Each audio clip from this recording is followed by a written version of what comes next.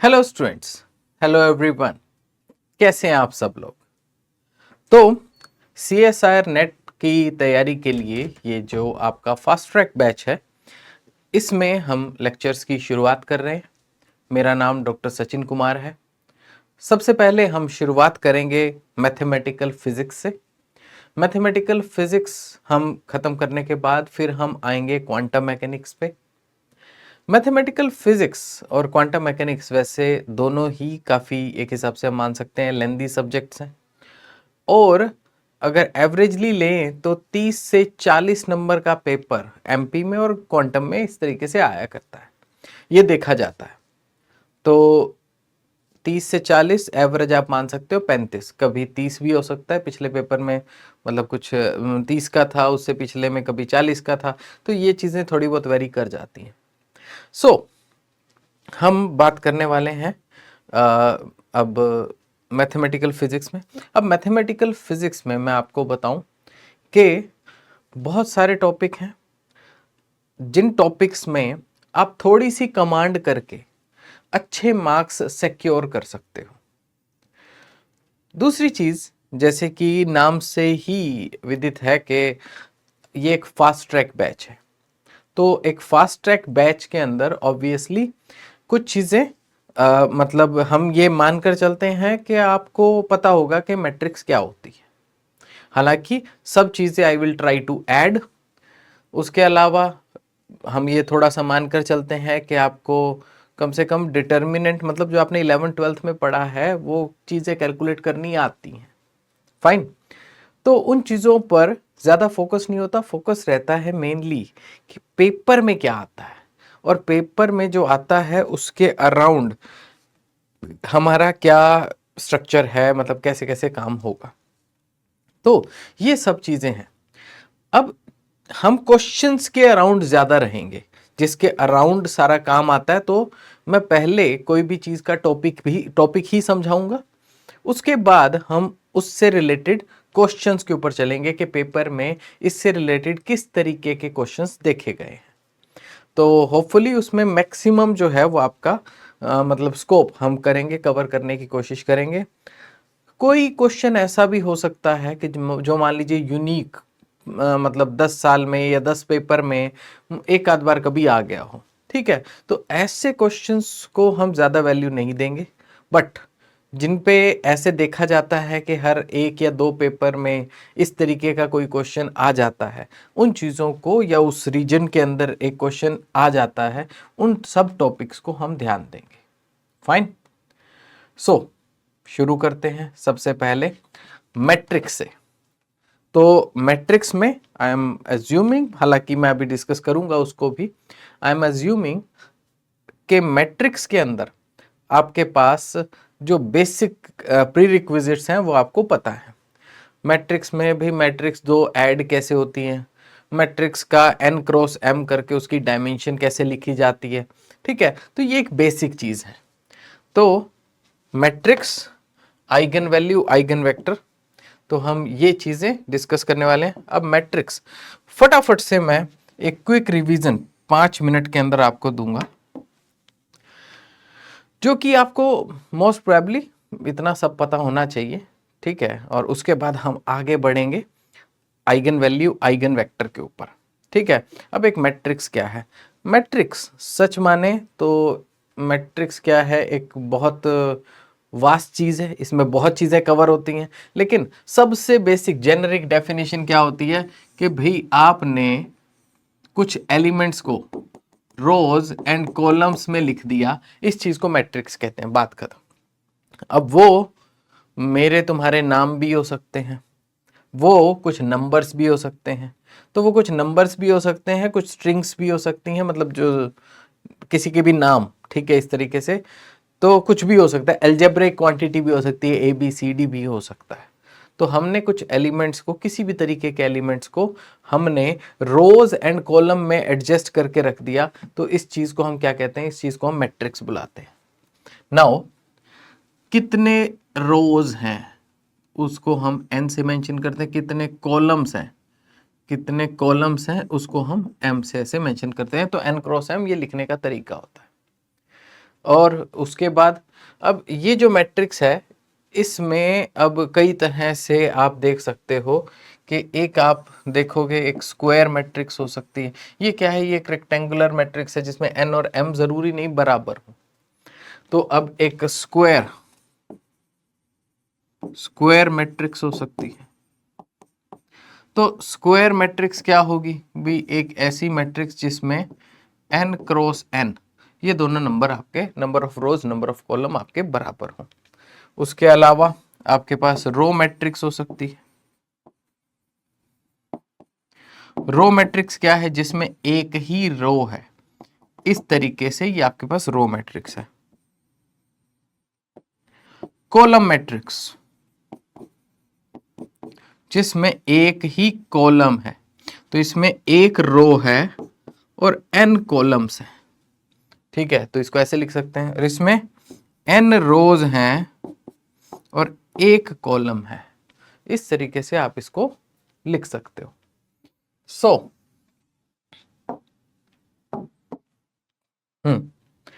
अब हमने भी आपको पता चल गया, चलो मैट्रिक्स क्या है और उसकी अलग अलग डायमेंशनैलिटी के बेस पे उसका नामकरण किया जा सकता है।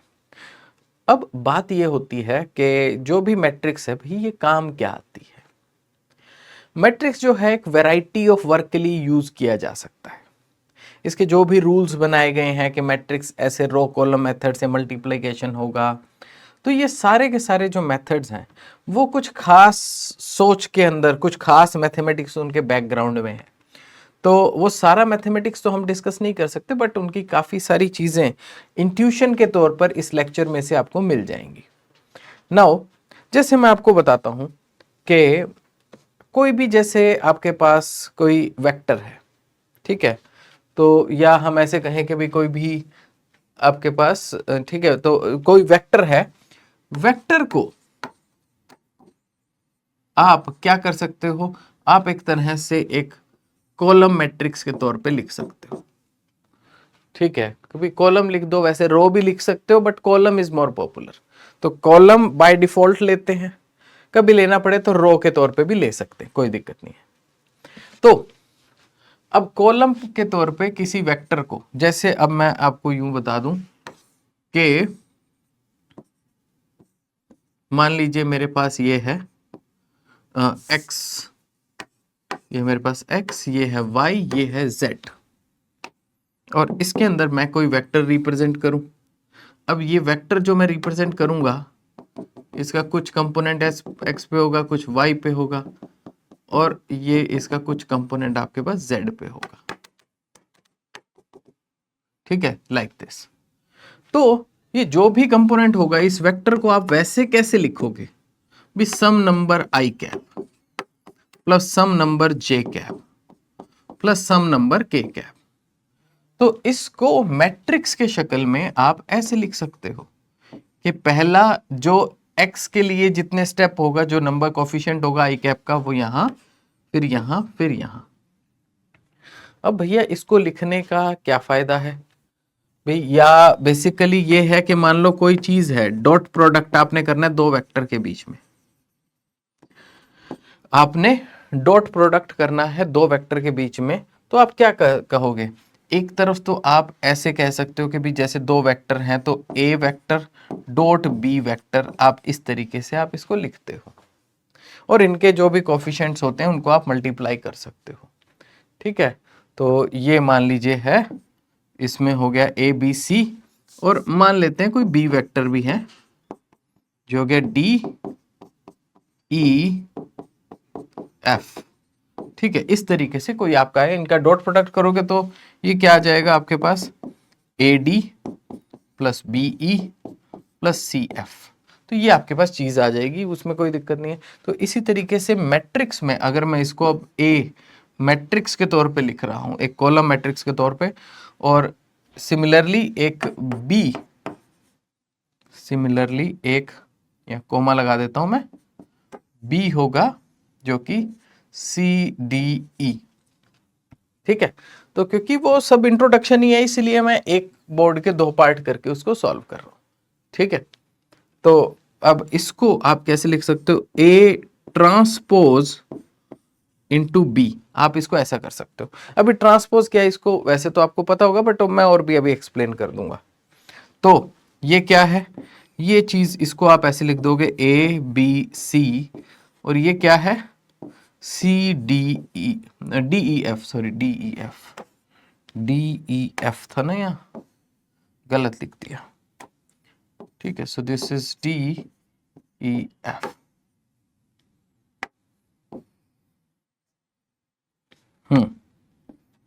तो डी ई एफ। अब अगर मैंने इसको ऐसे लिख दिया तो भी प्रोडक्ट में मेरे पास क्या आएगा, इसको रो कॉलम मेथड से अगर मैं प्रोडक्ट करूंगा तो ये मेरे पास बन जाएगा A D plus B E plus C F. तो सेम चीज बन गई जैसे डॉट प्रोडक्ट में। तो इस देखो वेक्टर्स का बहुत सारा काम, अब ये तो सिर्फ 3 डायमेंशन का काम है। अगर सिमिलरली 4 डायमेंशन 5 डायमेंशन के भी कोई काम हो, उनमें डॉट प्रोडक्ट लेना हो, तो वो काम मैट्रिक्स से ज्यादा आसान पड़ेंगे बजाय ये आपका, ये तो 3D तक है, लिमिटेड है, ये अनंत तक जा सकता है। फाइन। तो वेक्टर्स का जो काम है वो आप मैट्रिक्स के थ्रू भी कर सकते हैं, उनको भी ऐसे ही समझ सकते हैं। उसके अलावा जो आपके पास मैट्रिक्स है, तो इसके साथ ही जो सिस्टम ऑफ लीनियर इक्वेशंस होते हैं, सिस्टम ऑफ लीनियर इक्वेशंस जैसे कि अगर मैं कहूं कि भी कुछ इक्वेशंस होती हैं आपको a x plus b y plus c z equal to something, तो ऐसी जो अब ये जैसे 3 वेरिएबल की एक इक्वेशन है, ऐसे ऐसी 3 इक्वेशन होंगी इनको सॉल्व करने के लिए। तो इस तरह की इक्वेशंस को सॉल्व करने के लिए आपका मैट्रिक्स बड़ा यूज आता है। अब यहां तक तो चलो मान लिया आपने, 3 को तो आप सॉल्व कर लेते हो थोड़ा बहुत, भाई पहले इसको इसमें सब्स्टिट्यूट किया, इसको इसमें सब्स्टिट्यूट किया, ठीक है, मतलब और उसके बाद मतलब फिर एक वैल्यू आ गई, फिर उसको दूसरे में पुट किया, फिर तीसरे में पुट किया, मतलब देयर आर न्यूमरस मेथड्स जिस तरीके से आप उसको सॉल्व कर सकते हो 3 वेरिएबल के केस में। लेकिन अगर वो 4 हो, 5 हो, 10 हो, 20 हो वेरिएबल, तो क्या करोगे? हर बार एक वेरिएबल के लिए सॉल्व करोगे और उसको पूरा को पूरा लिखोगे, ऐसा करोगे? तो अगर ऐसा करोगे तो काम खराब हो जाएगा, तो बहुत ज्यादा मेहनत लगेगी आपकी। तो इसलिए ऐसा नहीं किया जाता है। कोशिश की जाती है कि भाई किसी तरीके से उसको कंप्लीटली, मतलब 1 या 2 स्टेप में ही एक ही तरीके से, कैसे जैसे मैट्रिक्स बना दिए जो आपने पहले ये ग्रेजुएशन में अपने कुछ मेथड्स किए होंगे कि इक्वेशन को, ठीक है, सॉल्व करने का। तो वो जो तरीके हैं उसमें बारी बारी उसको नहीं लिखना पड़ता। अदरवाइज आपको क्या करना पड़ता है, आप एक चीज एक में पुट करते हो एक इक्वेशन में, और फिर उसके बाद एक वैल्यू आ जाती है, फिर उसको दूसरे में, फिर तीसरे में, तो वो आप 3 4 5 बार उसको लिखते हो। लेकिन अगर मान लीजिए 10 वेरिएबल के साथ 10 इक्वेशन का सेट है, तो उसको अगर आपको 4 5 बार लिखना पड़ गया या उससे भी ज्यादा बार लिखना पड़ गया, तो फिर काम बहुत ज्यादा देर का हो जाएगा। और इतनी बार a b c D E f g h variable लिखते रहोगे, तो इसलिए इस तरीके की अरेंजमेंट बनाई गई कि भाई ऐसे ऐसे नंबर लिख दो, ए बी सी डी आपको बारी बारी क्यों लिखना है। तो वो ठीक है, चलो मैट्रिक्स के तौर पे लीनियर इक्वेशंस जो हैं वो भी आप सॉल्व करते हो। हालांकि मैट्रिक्स के और भी कई सारे यूज हैं, पर ठीक है, हमें उसके अंदर अभी ज़्यादा नहीं जाना है। बट बेसिकली आप बेसिक चीज़ जो मैंने आपको बताई कि वेक्टर्स रिप्रेजेंट कर सकते हो और जो लीनियर इक्वेशंस है उनका सॉल्यूशन कर सकते हो, ये सब मैट्रिक्स के यूज हैं। मैट्रिक्स क्या है? रो कॉलम में अरेंजमेंट है। उसके अलावा ठीक है, मतलब अगर मैं आपको बताऊं कि मैट्रिक्स को, जो आपके पास स्क्वायर मैट्रिक्स है,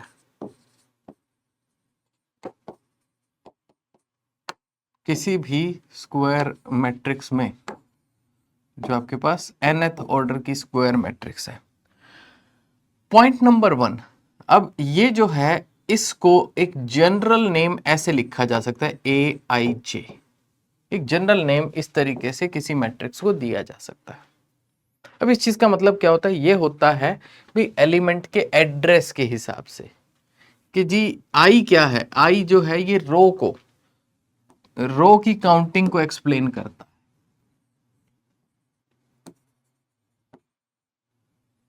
और ये आपका कॉलम को। तो यहां जो एलिमेंट होगा ये फर्स्ट रो है और फर्स्ट ही कॉलम है। यहां जो होगा ये फर्स्ट रो है, सेकंड कॉलम है। तो ऐसे ऐसे करके आप सारे एलिमेंट्स को रिप्रेजेंट कर सकते हो। नाउ तो जो भी है ये number of row, number of column, तो ये एक जनरल तरीका है इसको लिखने का। अब स्क्वायर मैट्रिक्स में जैसे मैंने आपको बताया कि एक खास तरीके की मैट्रिक्स होती है। इस मैट्रिक्स के अंदर वो एलिमेंट, अगर मैं कहूं जो एलिमेंट यहां जो सबसे बड़ा डायगोनल बन सकता है इसमें, जिसको हम कहते हैं प्रिंसिपल डायगोनल। Principal diagonal. अभी प्रिंसिपल डायगोनल क्या होता है? जिसमें नंबर ऑफ रो और नंबर ऑफ कॉलम आपका बराबर होता है। तो स्क्वायर की कैटेगरी है, उसके अंदर हमने ये प्रिंसिपल डायगोनल, ये A11 इसमें होगा, A22 इसमें होगा, एंड सो ऑन। तो प्रिंसिपल डायगोनल। अब क्या होता है यहां पर कई और कैरेक्टराइजेशन, मतलब कैटेगराइजेशन इसकी शुरू हो सकती हैं। एक, आपके पास जो स्क्वायर मैट्रिक्स है उसमें प्रिंसिपल डायगोनल को इंक्लूड करते हुए ऊपर के जो एलिमेंट्स है, ये नीचे के जितने भी एलिमेंट हैं वो जीरो हों, और इसके अंदर at least one non zero element हो। ठीक है, कोई भी एक आध कोई भी ए बी, ठीक है, बाकी भी भले चाहे जीरो हो, मतलब कोई भी नॉन जीरो एलिमेंट आपके पास हो, तो इसको बोलते हैं upper triangular matrix. Upper triangular matrix. अब इनकी पहचान होनी बहुत जरूरी है, ठीक है। और इसी तरीके से आपके पास अगर डायगोनल के साथ जो नीचे के होते हैं, इसको बोलते हैं lower triangular, lower triangular matrix. और अगर तो इसके अंदर एटलीस्ट वन नॉन जीरो, ये जीरो होंगे। और ये है डायगोनल जिसमें वही एटलीस्ट वन नॉन जीरो, तो इसको बोलेंगे डायगोनल मैट्रिक्स। ये आपके पास होंगे, ठीक है। तो ये बस थोड़ा सा नामकरण याद कर सकते हैं। और उसके अलावा आप इस तरीके से इसको रिप्रेजेंट करते हैं। अब आपके पास एक चीज होती है ट्रांसपोज, ठीक है। ट्रांसपोज में क्या होता है? अब कोई भी एलिमेंट जो है, तो अब मैं किसी भी एलिमेंट को एक जनरल एड्रेस के तौर पे लिख रहा हूं, तो जब मैं इसका ट्रांसपोज करता हूं तो AJ में चेंज हो जाता है। तो क्या है, जो भी आपके पास मैट्रिक्स है, यहां जो A12 एलिमेंट है और ये A21 एलिमेंट है, ये आपस में चेंज हो जाएंगे। तो इस चीज को ट्रांसपोज कहा जाता है, ठीक।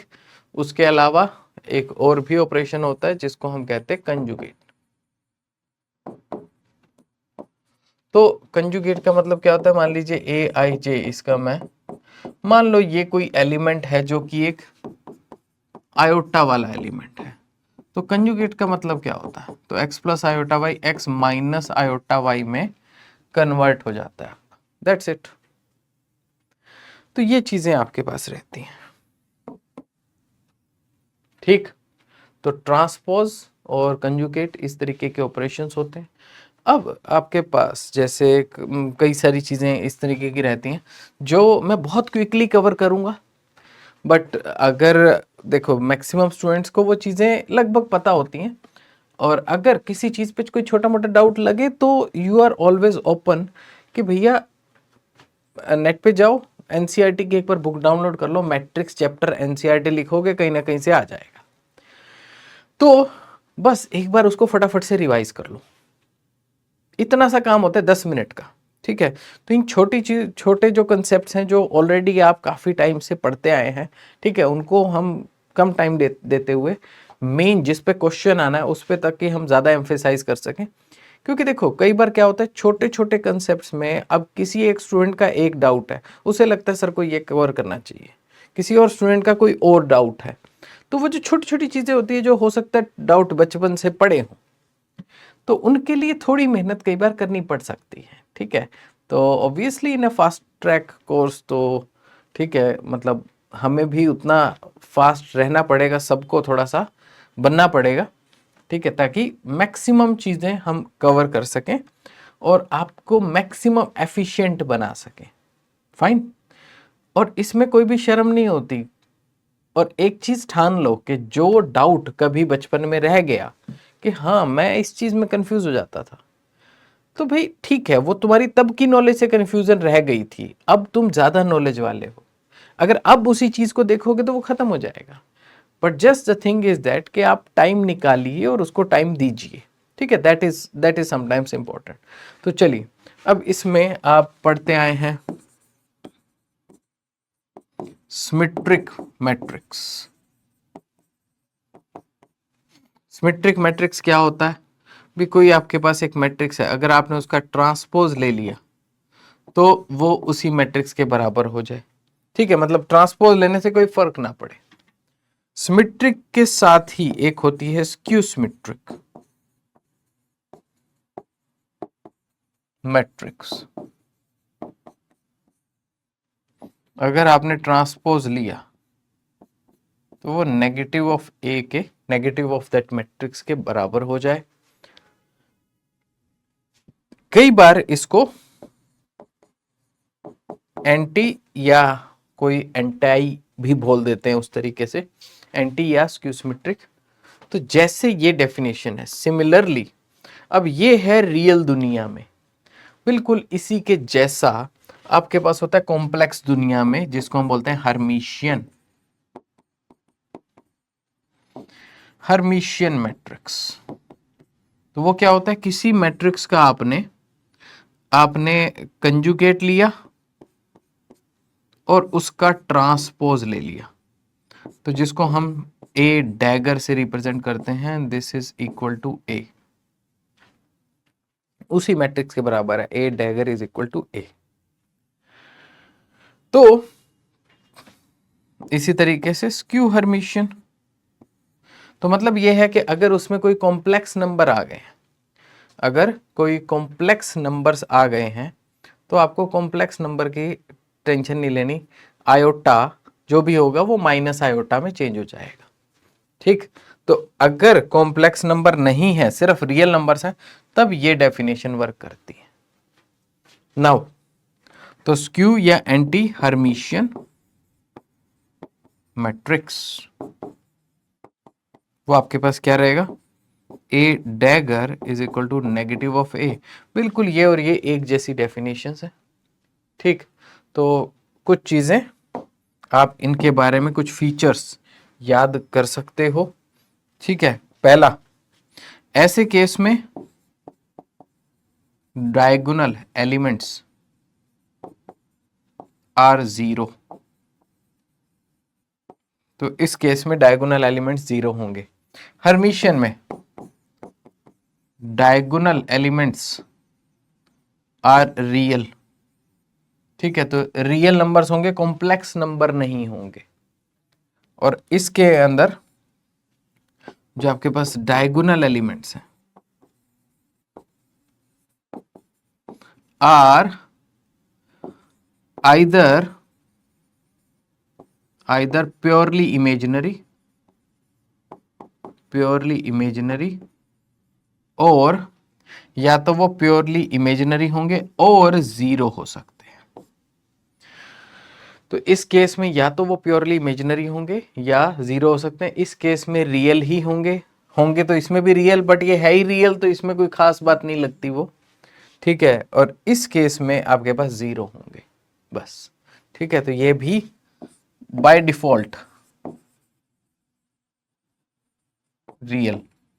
तो जब रियल ही होने चाहिए तो इसमें है ही रियल एलिमेंट, इसमें कॉम्प्लेक्स एलिमेंट हो सकते हैं, तो उसके हिसाब से ये बात सही जच जाती है।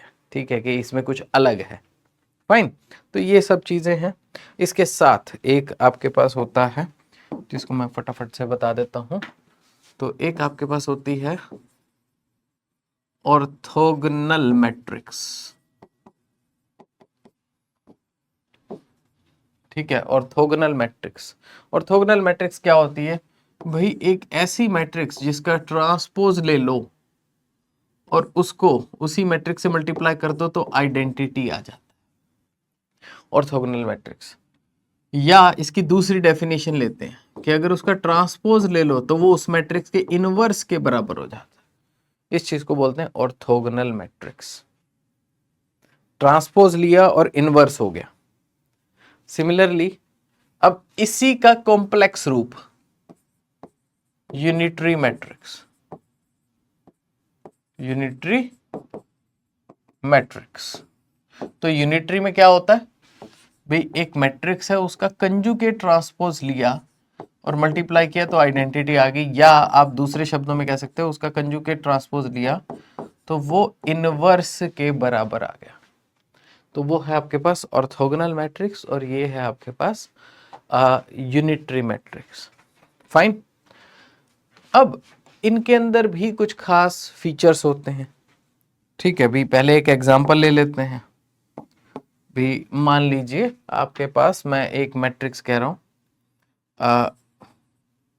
Cos theta sine theta minus sine theta cos theta. मैं कह रहा हूं ये एक 2x2 मैट्रिक्स है। तो इस 2x2 मैट्रिक्स का अगर मैं ट्रांसपोज ले लूं, ट्रांसपोज में क्या होगा? ये एलिमेंट तो वैसे के वैसे बने रहेंगे, ये एलिमेंट स्विच हो जाएंगे। तो ये क्या हो जाएगा? ये a है और ये मान लीजिए a का ट्रांसपोज है। तो cos theta minus sine theta sine theta cos theta, तो ये है। अब इसको रो कॉलम मेथड से करें मल्टीप्लाई, तो मल्टीप्लाई करेंगे कोस स्क्वायर थीटा और प्लस साइन स्क्वायर थीटा, तो ये आ जाएगा cos square plus sine square. इधर इधर करेंगे sine cos minus sine cos, तो आ जाएगा sine cos minus sine cos, तो ये हो जाएगा 0। इसको करेंगे साइन कोस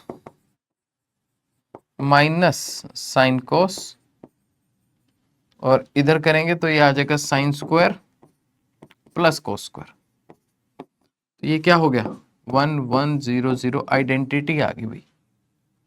तो ये क्या है? ये जो मैट्रिक्स है ये रोटेशन मैट्रिक्स है। ये क्या करती है?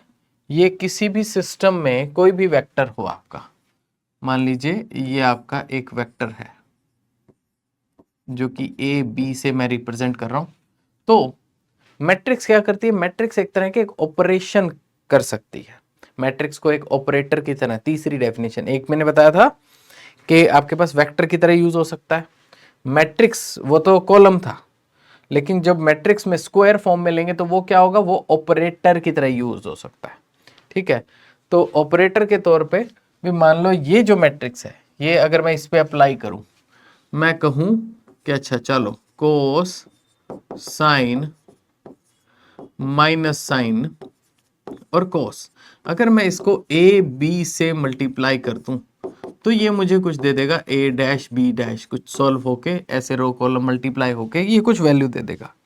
लेकिन इस चीज का मतलब क्या होगा? इस चीज का मतलब ये होगा कि क्योंकि ये एंगल क्या थीटा और ये जो मैट्रिक्स है ये क्या करती है? किसी भी वेक्टर को एंटी क्लॉकवाइज, थीटा एंगल से एंटी क्लॉकवाइज रोटेट कराने का काम करती है। ठीक है, so this matrix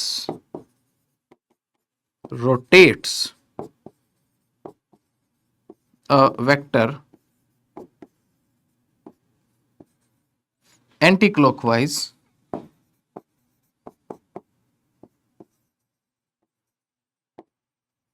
by angle theta। ठीक है, और ये जो इसका ट्रांसपोज है ये मैट्रिक्स क्या करती है?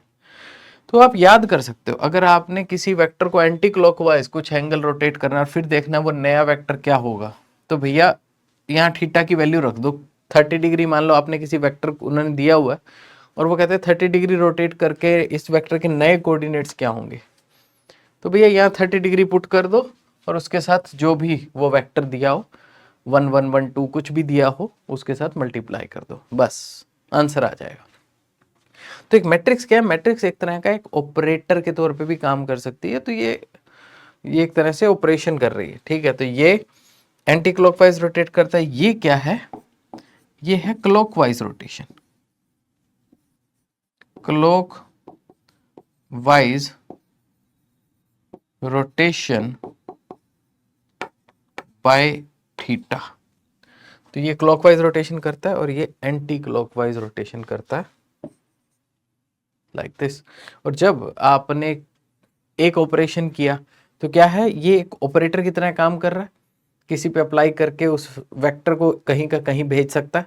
तो आपने एक ऑपरेशन किया, इसको एंटी क्लॉकवाइज थीटा रोटेट कर दिया, और अगला ऑपरेशन किया आपने इसको क्लॉकवाइज थीटा रोटेट कर दिया, तो टोटल क्या हो गया, वापस आ जाएगा अपनी जगह पर। सो दैट मीन्स आइडेंटिटी बिल्कुल पहले जैसा हो गया, ठीक है। तो ये ओवरऑल इसका आप मीनिंग सोच सकते हो कि मैट्रिक्स किस तरीके से वर्क करती है। ऑल्सो ठीक है, तो मतलब इसमें कुछ और भी छोटी मोटी ऐसे प्रॉपर्टी देख सकते हो, जैसे कि product of two orthogonal matrix is also orthogonal, product of two unitary matrix is also unitary, ठीक है। तो ये भी आप पॉइंट नोट कर सकते हो, तो कहीं काम आ सकता है, क्या पता कहीं काम आ जाए। और उसके अलावा अगर एक और फीचर मैं इनका डिस्कस करूं, ठीक है, तो इसके अंदर मैं यहां मेंशन कर ही देता हूं, ठीक है। Product of two unitary matrix is also unitary, ठीक है, ये आपके पास है। नेक्स्ट, अब इसमें क्या होता है, मतलब ये इसकी प्रॉपर्टीज क्यों आपको जाननी चाहिए, क्योंकि देखो हर क्वेश्चन को सॉल्व करना पूरा का पूरा हमेशा पॉसिबल नहीं होता कि आप पूरा टाइम लगा के हर क्वेश्चन को पूरा तक सॉल्व करो, बट कई जगह ऐसे जुगाड़ लगाए जा सकते हैं जिन जुगाड़ों के बेस पर, ठीक है, ये काम बड़ा आसान हो जाता है कि मतलब आप जो मैट्रिक्स है उसके वो फीचर्स ऑलरेडी पता कर लो, और जब आपको पता है कि ये मैट्रिक्स ऐसी होनी चाहिए, ठीक है, तो वो हम कुछ क्वेश्चंस देखेंगे तो किस तरीके से, तो इस तरीके से फिर आप क्या कर पाओगे, आप उसमें फाइंड आउट कर पाओगे कि ओके, तो ये इसका आंसर ये होना चाहिए, मतलब कुछ क्विक फीचर्स हम फाइंड आउट कर सकते हैं ऐसे में। तो चलिए देखते हैं भाई, मान लीजिए अब मैं कहता हूं कि इसमें एनी रो और column of a unitary matrix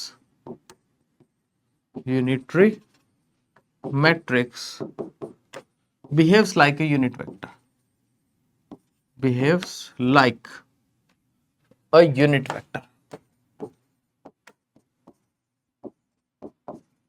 ठीक है, और two different rows or columns of a unitary matrix, तो यूनिटरी में, ठीक है, आपका ऑर्थोगोनल भी, मतलब मैं साथ ही उसकी बात बता रहा हूं, ठीक है। तो टू डिफरेंट रोज और कॉलम्स ऑफ ए यूनिटरी और orthogonal matrix are orthogonal to each other, are orthogonal to each other. अब इस बात का क्या मतलब, इस बात का आपके पास ये मतलब होता है कि अब आप इसमें ये मैट्रिक्स में लिख देता हूं दूसरी तरफ, और ये दोनों एग्जांपल मैं आपको बता रहा हूं, ये बात तो ठीक है, नॉर्मल है। ये आपके पास हो गया कोस साइन माइनस साइन कोस, तो इस चीज को हम क्या करते हैं,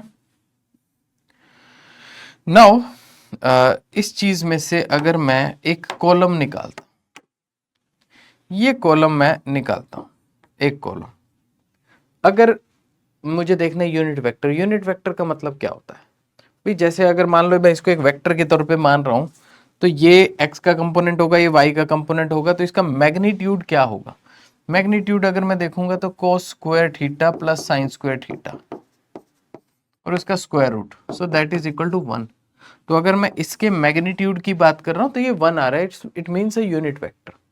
सिमिलरली अगर मैं ऐसे एक दूसरा कॉलम इसको देखूंगा तो भी यही आएगा, अगर मैं एक रो उठा लूंगा, ये रो, इसको देखूंगा तो भी यही होगा, तो भी 1 होगा, मैथमेटिक्स कुछ और हो सकता है बट 1 होगा, और इसको मैं उठा लूं तो भी 1 होगा। मैं क्या कह रहा हूं, कोई भी कॉलम या कोई भी रो अपने आप में एक यूनिट वेक्टर की तरह बिहेव करता है, ये खास पहचान है। ठीक है, अगर कहीं पर आ जाए कि बताओ जी इस मैट्रिक्स से हमने ये करके सारे ऑपरेशन करके और फिर आपने उसका एक यूनिट वेक्टर, आपने उसका एक मतलब कुछ बना दिया, कुछ उसमें आपने चेंज कर दिया और उसमें आखिर में आपने एक यूनिट मैट्रिक्स, यूनिटरी मैट्रिक्स बना दी, तो आप क्या पूरा प्रोसेस करके चेक करोगे? आप पूरा प्रोसेस करके चेक नहीं करते, तो आप क्या करते हो, जो 4 ऑप्शन दिए हुए उसमें देख लेते हो भी यूनिटरी कौन सी है, पहले वो यूनिटरी तो होनी चाहिए ना, बाकी फीचर तो बाद में देखेंगे, और कई बार तो उसी में आंसर आ जाता है। ठीक, तो ये आपके पास कोई भी कॉलम या कोई भी रो अपने आप में एक यूनिट वेक्टर होता है। दूसरा, अब अगर मैं 2 अलग अलग कॉलम ले लूं और मैं कह रहा हूं कि ये 2 अलग अलग कॉलम जो हैं वो ऑर्थोगोनल होते हैं, एक दूसरे से परपेंडिकुलर होते हैं। परपेंडिकुलर पता कैसे चलता है भाई, परपेंडिकुलर क्या होगा, तो परपेंडिकुलर कैसे पता चलता है कि आप उसके लिए डॉट प्रोडक्ट लेते हो, तो जो डॉट प्रोडक्ट है वो 0 होना चाहिए, दैट्स इट। तो एक आपके पास हो गया भी, अगर मैं इसमें बात करूं, एक इसका ट्रांसपोज ले लिया, डॉट प्रोडक्ट की definition cos theta sin theta and here it is minus sin theta and cos theta, तो ये क्या हो गया, ये अगर मैं इसको मल्टीप्लाई करूंगा तो 0 आएगा, सो इट मीन्स ये दोनों जो वेक्टर्स हैं ये ऑर्थोगोनल टू ईच अदर है। ठीक है, तो ये दोनों कॉलम्स जो हैं ऑर्थोगोनल। ठीक है, तो ये डॉट प्रोडक्ट की डेफिनेशन है। लेकिन मैं एक बात और ऐड कर दूं, जैसे जो कि मैंने डॉट प्रोडक्ट आपको पहले समझाया है कि ये डॉट प्रोडक्ट लिया जा सकता है, अब ये सारा का सारा रियल दुनिया में था, तब मैंने ओनली ट्रांसपोज यहां पर लिया है। लेकिन अगर इसी काम को मैं कॉम्प्लेक्स दुनिया में कर रहा हूं, जिसमें कॉम्प्लेक्स एलिमेंट हो सकते हैं, आयोटा हो सकता है, तो वहां पर आपके पास क्या होगा, ये जो एलिमेंट्स हैं ये आपके आयोटा माइनस आयोटा में चेंज हो सकता है, मतलब ये चीज, ये फीचर हो सकता है, तो वहां पर आपको कंजुगेट ट्रांसपोज चाहिए होता है। यहां ओनली ट्रांसपोज है क्योंकि ये रियल नंबर में मान के कर रहा था। तो अगर डॉट प्रोडक्ट में आपके पास जो कॉम्प्लेक्स नंबर्स भी आ जाते हैं, तो उस केस में अभी यहां तक रियल है तो कोई दिक्कत नहीं है, ट्रांसपोज है। कॉम्प्लेक्स नंबर के केस में आपको जो भी आयोटा है उसको भी माइनस आयोटा से चेंज करना पड़ेगा, जिसका ट्रांसपोज ले रहे हो उसका कंजुगेट ट्रांसपोज लेना पड़ेगा। ये डेफिनेशन होती है डॉट प्रोडक्ट की। ठीक है, तो वो आप याद कर सकते हो, या मैं यहां छोटे से कॉलम में लिख सकता हूं a transpose b for real, ठीक है, और a conjugate transpose b for complex. ये क्या है, ये है dot product definition. Dot product की डेफिनेशन रियल दुनिया में और आपकी कॉम्प्लेक्स दुनिया में। तो इस तरीके से जो कई सारी प्रॉपर्टीज हैं वो आप अगर समझ लेते हो तो उससे बहुत आपको हेल्प मिलती है किसी भी क्वेश्चन को क्विकली करने के लिए, और उसका कोई ना कोई एग्जाम्पल हमारे आगे आएंगे अभी। ठीक है, कई सारे एग्जाम्पल हमें देखने को मिलेंगे। नाउ हम बात करेंगे अब आइगन वैल्यू और आइगन वेक्टर की। पीछे वाला सारा एक बेसिक था, ठीक है, ताकि एक बार आप थोड़ा सा वार्म अप हो जाओ कि भाई मैट्रिक्स क्या होती हैं, हर चीज़। तो ये इंट्रोडक्टरी सेशन जो होता है, ये शुरुआत में मैट्रिक्स में मैंने ऐड किए क्योंकि इसमें कई सारी नई चीज़ें थी। कुछ टॉपिक्स होते हैं जो काफ़ी, जिनका इंट्रोडक्टरी काफ़ी बेसिक होता है, तो उसको हम थोड़ा सा जल्दी या स्किप भी कर सकते हैं। ठीक है, तो ये चीज़ें रहती हैं। तो जो भी किसी को कोई छोटा मोटा डाउट हो, so they can work on that. हाँ जी, अब जो मेन टॉपिक है जिस पे क्वेश्चन आता है, वो यहां से शुरू होता है। बाकी भी कहीं ना कहीं काम आ सकती हैं प्रॉपर्टीज, उसमें ये नहीं है कि काम नहीं आएंगी, ठीक है, वो भी आ सकती हैं काम, बट मेनली ये है।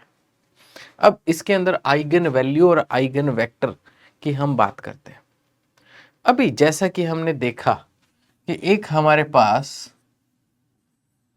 एक भी cos theta, sine theta, minus sine theta, cos theta, कोई चीज पे अगर हम अप्लाई करते हैं तो मैंने आपको बताया कि वो कुछ नया एक मैट्रिक्स क्रिएट कर देता है। अब अगर मैं इसको यहां एक एक्स वाई प्लेन पर देखूं तो ये मुझे कैसे नजर आएगा? ये मुझे नजर आएगा कि जैसे ये ए बी था और ये थीटा एंगल रोटेट करने के बाद आपके पास ए डैश और बी डैश बन गया। तो ए बी जो है वो आपका ए डैश बी डैश बन गया। तो एक मैट्रिक्स क्या कर रही है? मैट्रिक्स एक वेक्टर को दूसरे वेक्टर में ट्रांसफॉर्म कर रही है। वो किसी भी तरीके का ट्रांसफॉर्मेशन हो सकता है। ठीक है, तो मैट्रिक्स एक ऑपरेटर की तरह है जो ऑपरेट करती है। तो एक जैसे ऑपरेटर क्या करता है, डिफरेंशिएशन एक ऑपरेटर है, वो एक्स स्क्वायर को 2x में चेंज कर देता है। इसका एप्लीकेशन क्या है कि किसी भी कर्व का जो स्लोप है वो हमें उसका डिफरेंशिएशन करने के बाद पता चलता है। ठीक, तो बहुत अच्छी बात है। तो इस तरीके से जैसे वो एक ऑपरेटर होता है, वैसे मैट्रिक्स के अंदर स्क्वायर मैट्रिक्स एक तरह के ऑपरेटर के तौर पे देखी जा सकती है। रेक्टेंगुलर मैट्रिक्स भी ऑपरेटर होते हैं, बट उसके बारे में भी ज़्यादा मत सोचो, हम स्क्वायर मैट्रिक्स की बात कर रहे हैं। नाउ ये तो हमने एक एग्जांपल देख लिया कि एक मैट्रिक्स जो है वो एक वेक्टर को दूसरे वेक्टर में चेंज कर दे रही है या उसको ट्रांसफॉर्म कर रही है, हम ऐसे बात करते हैं। लेकिन कुछ होते हैं ऐसे वेक्टर भी, मैट्रिक्स कुछ ऐसे वेक्टर भी होते हैं जो किसी मैट्रिक्स के अप्लाई होने पर, हर मैट्रिक्स के लिए अलग अलग कुछ ऐसे वेक्टर हो सकते हैं जो उस मैट्रिक्स के अप्लाई होने पर अपनी डायरेक्शन बिल्कुल चेंज नहीं करते। अपनी डायरेक्शन बिल्कुल चेंज नहीं करते, वो उसी डायरेक्शन में रहते हैं, लेकिन किसी नंबर से मल्टीप्लाई हो सकते हैं, 2 टाइम्स 3 टाइम्स, इस टाइप से कुछ हो सकते हैं। ठीक, बाकी सारे वेक्टर मतलब इसमें जैसे रोटेशन है, तो कोई भी वेक्टर होगा यहाँ पर, वो उसको ये एंगल थीटा से, कोई यहाँ होगा उसको अगर मल्टीप्लाई करेंगे तो ये एंगल थीटा से एंटी क्लॉकवाइज रोटेट कर देगी ये मैट्रिक्स, ये बात पक्की है। लेकिन मैं क्या कह रहा हूं, कुछ वेक्टर ऐसे होते हैं और ये हर मैट्रिक्स के लिए अलग अलग होते हैं। अब वो कोई स्पेसिफिक वेक्टर नहीं है कि ये वेक्टर हमेशा ऐसा होगा। तो कुछ वेक्टर्स हमेशा ऐसे होते हैं जो अपनी डायरेक्शन चेंज नहीं करते।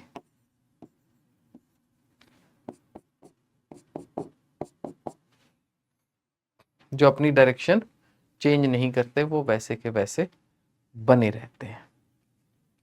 नाउ इन वेक्टर्स को बोला जाता है आइगन वेक्टर। आइगन वेक्टर, और इन ये जो वैल्यू होती है, इस वैल्यू को बोला जाता है आइगन वैल्यू। तो ये होते हैं आइगन वेक्टर, ऐसे वेक्टर जो चेंज नहीं होते हैं। और आइगन वैल्यू जिस वैल्यू से वो मॉडिफाई होते हैं, भाई डायरेक्शन तो चेंज नहीं हुई पर मैग्नीट्यूड चेंज हो सकता है, तो कितने गुना जो भी उसका मैग्नीट्यूड में मॉडिफिकेशन हुआ वो उसकी आइगन वैल्यू होती है। ये चीज है आपके पास।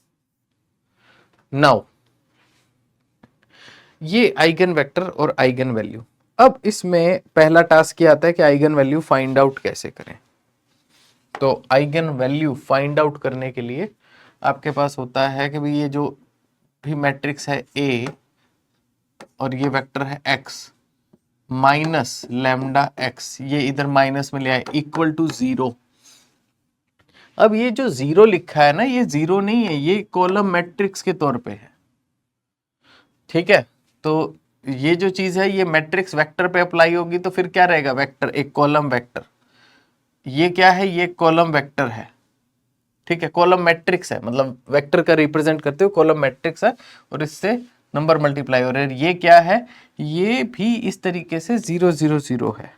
तो मैं अगर इसमें ये x कॉमन ले लूं तो ये क्या हो जाएगा भाई, ये होगी आपके पास matrix a minus lambda identity, और ये हो गया x और ये हो गया 0, जो कि है कॉलम मैट्रिक्स।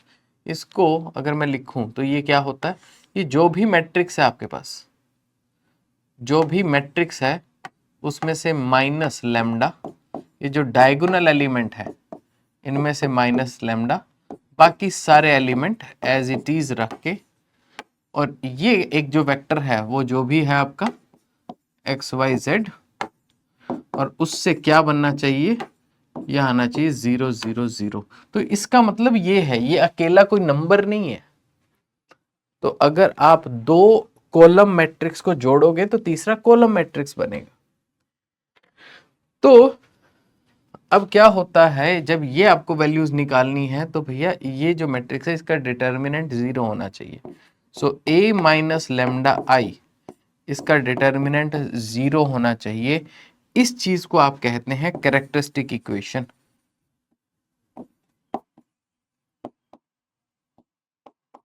कैरेक्टरिस्टिक इक्वेशन इसको कहा जाता है। और इससे आपका अब जब डिटर्मिनेंट निकालते हैं तो डिटर्मिनेंट आई होप सबको पता होगा कैसे निकालते हैं।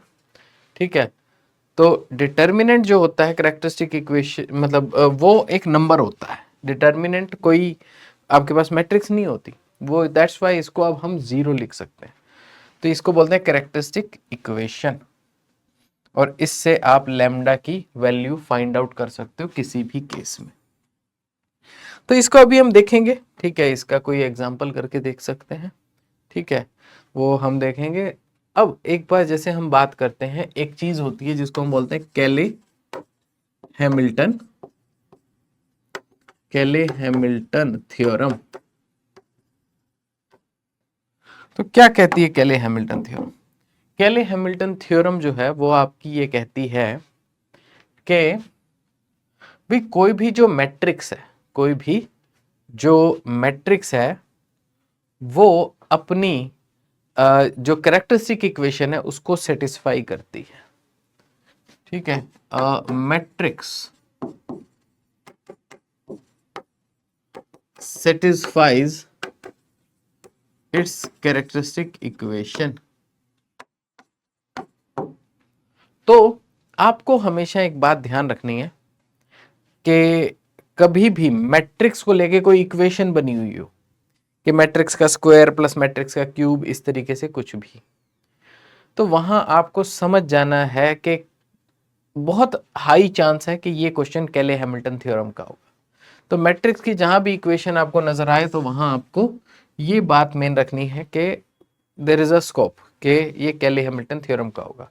एग्जांपल एक करके देखते हैं। भी एक मैट्रिक्स है आपके पास 1 2 3 4। अब इसके आपको आइगन वैल्यूज निकालनी है। आइगन वैल्यूज के लिए, आइगन वैल्यूज ये आपको निकालनी है। आइगन वैल्यूज के लिए आप क्या करोगे, इसमें 1 minus lambda, 4 minus lambda, 2 3 determinant equal to 0। ये क्या हुआ, इसका डिटर्मिनेंट निकालेंगे 1 minus lambda, 4 minus lambda minus 6 equal to 0। इसको मल्टीप्लाई करेंगे तो ये 1 से मल्टीप्लाई करेंगे, 4 minus lambda minus 4 lambda plus lambda square minus 6 equal to 0। Lambda square minus 5 lambda और -2 इक्वल टू 0। ये जो चीज है ये है आपकी कैरेक्टरिस्टिक इक्वेशन। तो ये जो है ये आपकी कैरेक्टरिस्टिक इक्वेशन है। अब आप कह सकते हो बाय केले हैमिल्टन थ्योरम। तो केले हैमिल्टन थ्योरम से क्या होगा कि अब जब आप इसके रूट्स निकाल लो, सबसे पहले हम रूट्स निकाल लेते हैं। रूट्स क्या होंगे? b plus minus square root of b square minus 4a और c डिवाइड बाय 2a। ठीक है, तो ये आप इसको थोड़ा सा सॉल्व कर सकते हो, इट्स ओके। मैं इसको फर्दर सॉल्व नहीं करने वाला। तो ये इसकी आइगन वैल्यूज हो जाएंगी, दैट्स इट। लेकिन बाय केले हैमिल्टन थ्योरम, बाय केले हैमिल्टन थ्योरम आपको ये पता कि ये जो मैट्रिक्स है ना, मैं इसको ए नाम दे देता हूं। तो मैं ऐसा लिख सकता हूं कि अगर मैं ए मैट्रिक्स का स्क्वायर करूं, इस मैट्रिक्स का स्क्वायर मतलब इसको खुद से मल्टीप्लाई करूं, -5 लैम्डा, लैम्डा जहां जहां है वहां पर मैं ए मैट्रिक्स लिख दूं। तो मैट्रिक्स -2। अब भैया मैट्रिक्स में से नंबर माइनस नहीं होता, तो अब आपको यहां पर आइडेंटिटी चाहिए। ठीक है, जहां पर अकेला नंबर हो वहां पर आइडेंटिटी हो जाएगी, विल बी इक्वल टू। अब ये यहां पर सारी स्क्वायर मैट्रिक्स है, तो यह राइट हैंड साइड पे कोई नंबर थोड़ा होगा, तो यहां पर भी 0 की एक स्क्वायर मैट्रिक्स होगी। So this is equal to 0, तो वो 0। तो ये जो मैट्रिक्स है ना, ये इस इक्वेशन को सेटिस्फाई करेगी। तो ये a square minus 5a minus 2 identity equal to 0 matrix, ये आपके पास होगा। फाइन। तो ये है आपके पास केले हैमिल्टन थ्योरम। जहां पर भी कोई मैट्रिक्स से रिलेटेड कोई इक्वेशन देखने को मिले, समझ जाओ कि ये इस तरीके से कोई ना कोई केले हैमिल्टन थ्योरम का रोल हो सकता है। अब हम बात करते हैं कुछ अब जैसे कि हमारे पास कोई जो आइगन वैल्यू आ गई, तो मान लिया कोई लैम्डा वैल्यू आ गई, फिर हम क्या करेंगे भी, जो भी लैम्डा 1 लैम्डा 2 ऐसी किसी मैट्रिक्स के लिए कोई वैल्यूज आ गई, ये आपके पास आइगन वैल्यूज है, आइगन वैल्यूज। तो ये जो वैल्यूज आपके पास आ गई, फिर आप क्या करते हो, जो भी मैट्रिक्स है उस मैट्रिक्स में आप जो भी ये एलिमेंट है उसमें सबसे पहले ये मॉडिफिकेशन कर देते हैं।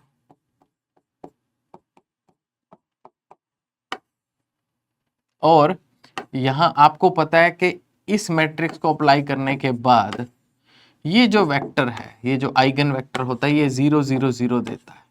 तो इससे क्या होता है आपके पास, जब आप इसको मल्टीप्लाई करते हो तो something x something y something z equal to 0, तो 3 इक्वेशंस आपके पास आ जाती हैं। तब आप इसको सॉल्व करते हो और फिर आपके पास इसको सॉल्व करने के बाद जो x y z आ जाए वो आपके पास आइगन वेक्टर होता है, वो आपके पास आइगन वेक्टर होता है। नाउ यहां मैं आपके लिए एक होमवर्क छोड़ रहा हूं। क्या होमवर्क है कि आपको इधर बड़े बड़े में लिखते हैं होमवर्क आपके लिए। तो आपके लिए एक होमवर्क है, कोई भी 2 3 एग्जाम्पल आप, ठीक है, practice 2 to 3 examples of simple determinant निकालने का, इनवर्स निकालने का। ठीक है, किसी मैट्रिक्स का डिटर्मिनेंट निकालना, किसी मैट्रिक्स का इनवर्स निकालना, डिटर्मिनेंट, इनवर्स और उसके बाद eigen value and eigen vector. ठीक है, तो ये जो काम है वो किया जा सकता है। ये आप करके देखिए, 2 से 3 एग्जाम्पल। कोई भी अगर आपके पास बुक है, आई वुड से कि एच के दास अच्छी बुक है, अगर किसी के पास है वो यूज़ करो।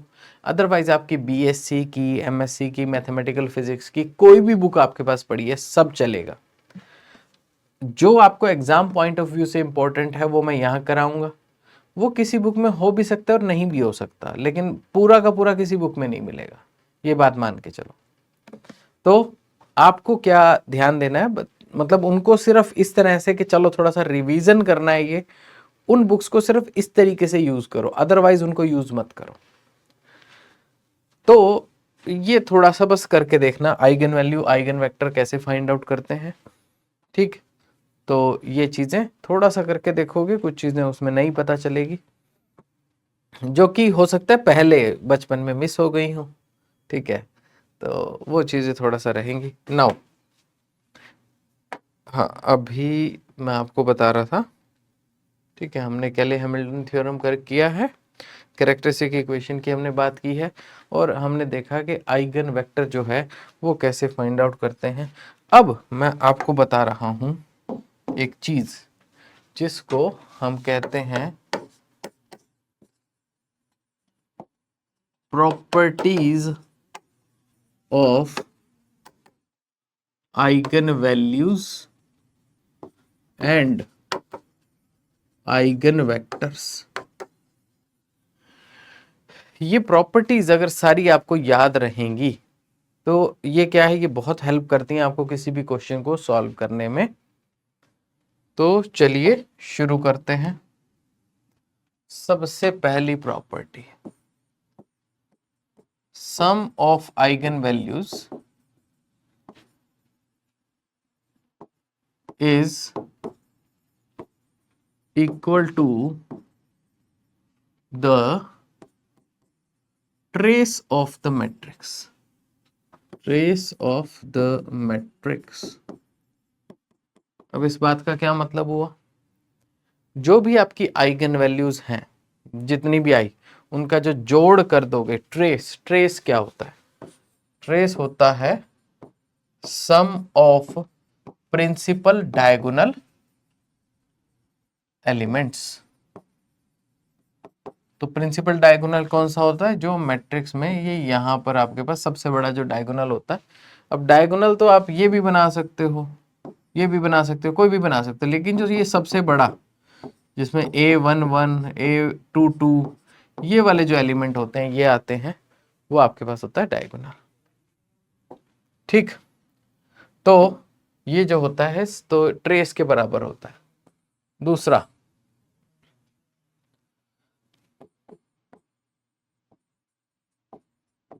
Product of eigen values is equal to the trace, sorry, the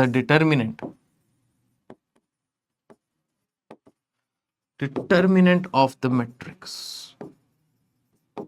तो प्रोडक्ट ऑफ आइगन वैल्यूज जो आपके पास है वो आपके पास डिटर्मिनेंट के बराबर होता है, ये चीज याद रखने की है, ठीक है। थर्ड थिंग, अब ठीक है भाई, ये हो गया, ये हो गया। अब आपके पास जो आइगन वैल्यूज हैं, आइगन वैल्यूज के केस में जैसे कि अब मैं आपको बताऊं कि कोई मैट्रिक्स है, उसकी आइगन वैल्यूज मान लीजिए ऐसी हैं, λ1, λ2, λ3 एंड सो ऑन, इस तरीके की है। अगर मैं इसका स्क्वायर ले लूं, या सीधा हम बात करते हैं कि अगर मैं इसकी पावर n ले लूं तो क्या होगा, ठीक है। तो अगर मैं इसकी पावर n ले लूं तो क्या होगा, आइगन वैल्यूज में भी सेम असर पड़ेगा, इसकी भी पावर n, इसकी पावर n, इसकी power n and so on, इस तरीके से सबकी पावर जो है वो n हो जाएगी। अगर आपको एक मैट्रिक्स की आइगन वैल्यूज पता है, तो जो और कोई मैट्रिक्स होगी जिसमें हायर पावर्स हैं, ठीक है, तो उनकी भी आइगन वैल्यूज आपको पता चल जाएंगी, सिर्फ सबकी पावर n ले लो।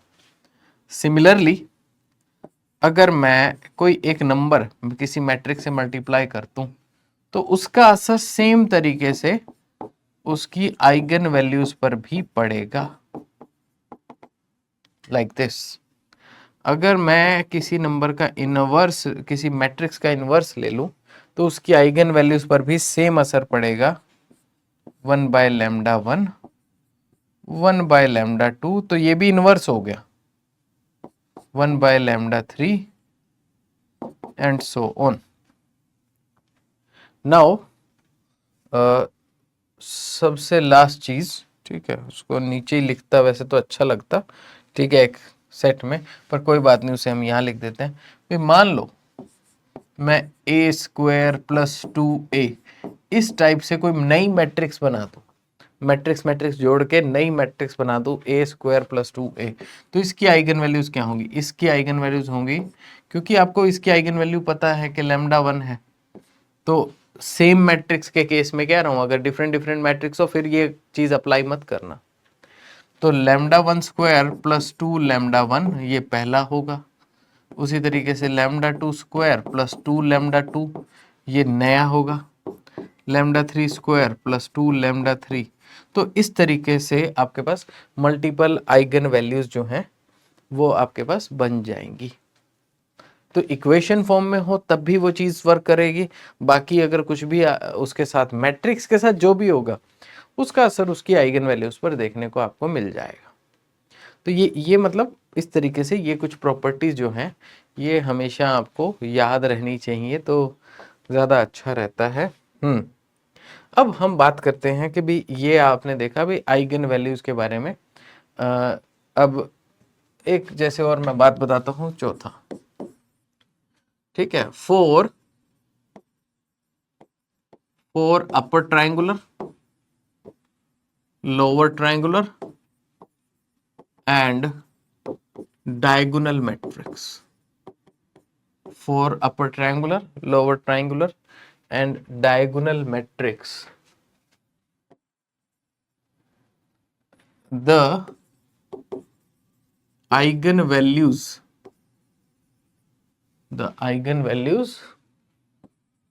are, yeah, the diagonal elements, the diagonal elements are the eigenvalues of the matrix। मान लो आपके पास एक मैट्रिक्स है,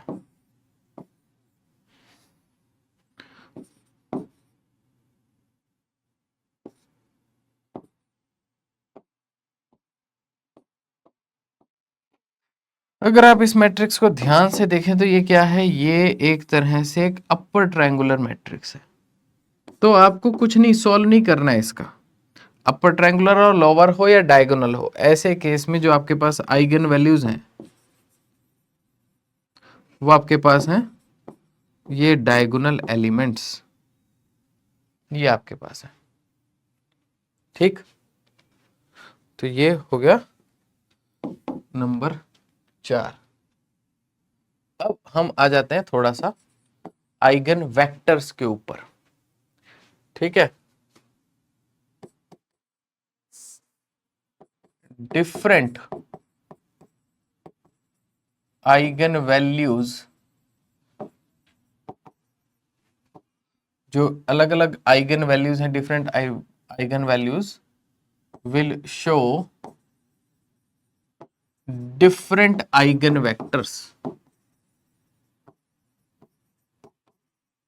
ठीक है। तो जो अलग अलग आइगन वैल्यूज हैं, मान लो एक आइगन वैल्यू 2 आ गई, एक 3 आ गई, तो 2 और 3 इनके आइगन वेक्टर्स अलग अलग होंगे, उसमें कोई दिक्कत नहीं है।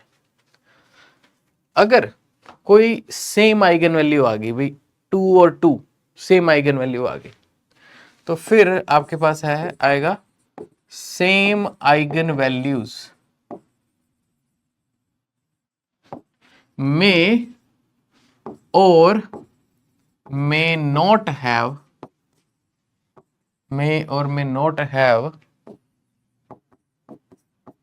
different eigenvectors,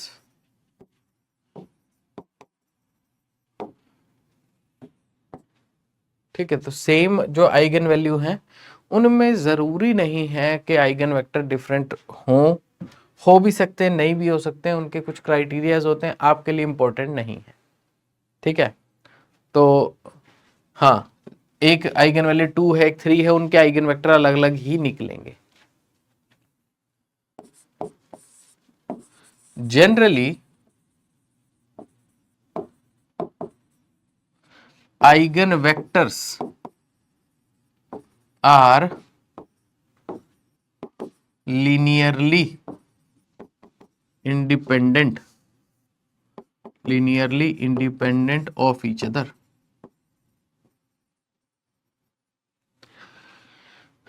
तो जनरली क्या होगा, आपके पास जितने आइगन वेक्टर्स हैं वो लीनियरली इंडिपेंडेंट होंगे एक दूसरे से।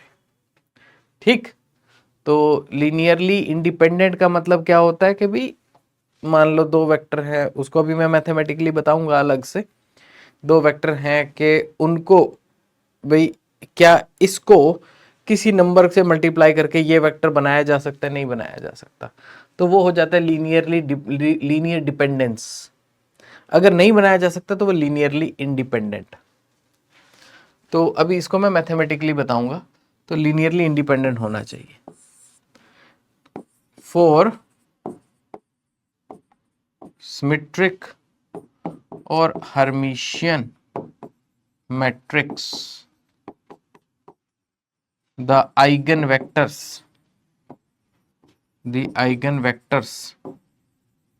are orthogonal to each other। orthogonal to each other, orthogonal मतलब परपेंडिकुलर होंगे, डॉट प्रोडक्ट करोगे तो जीरो आएगा, तो एक दूसरे से बिल्कुल परपेंडिकुलर होने चाहिए हर्मिशियन और सिमेट्री के केस में। और एक खास बात, फॉर हर्मिशियन मैट्रिक्स आपके पास क्या होगा, जो आइगन वैल्यूज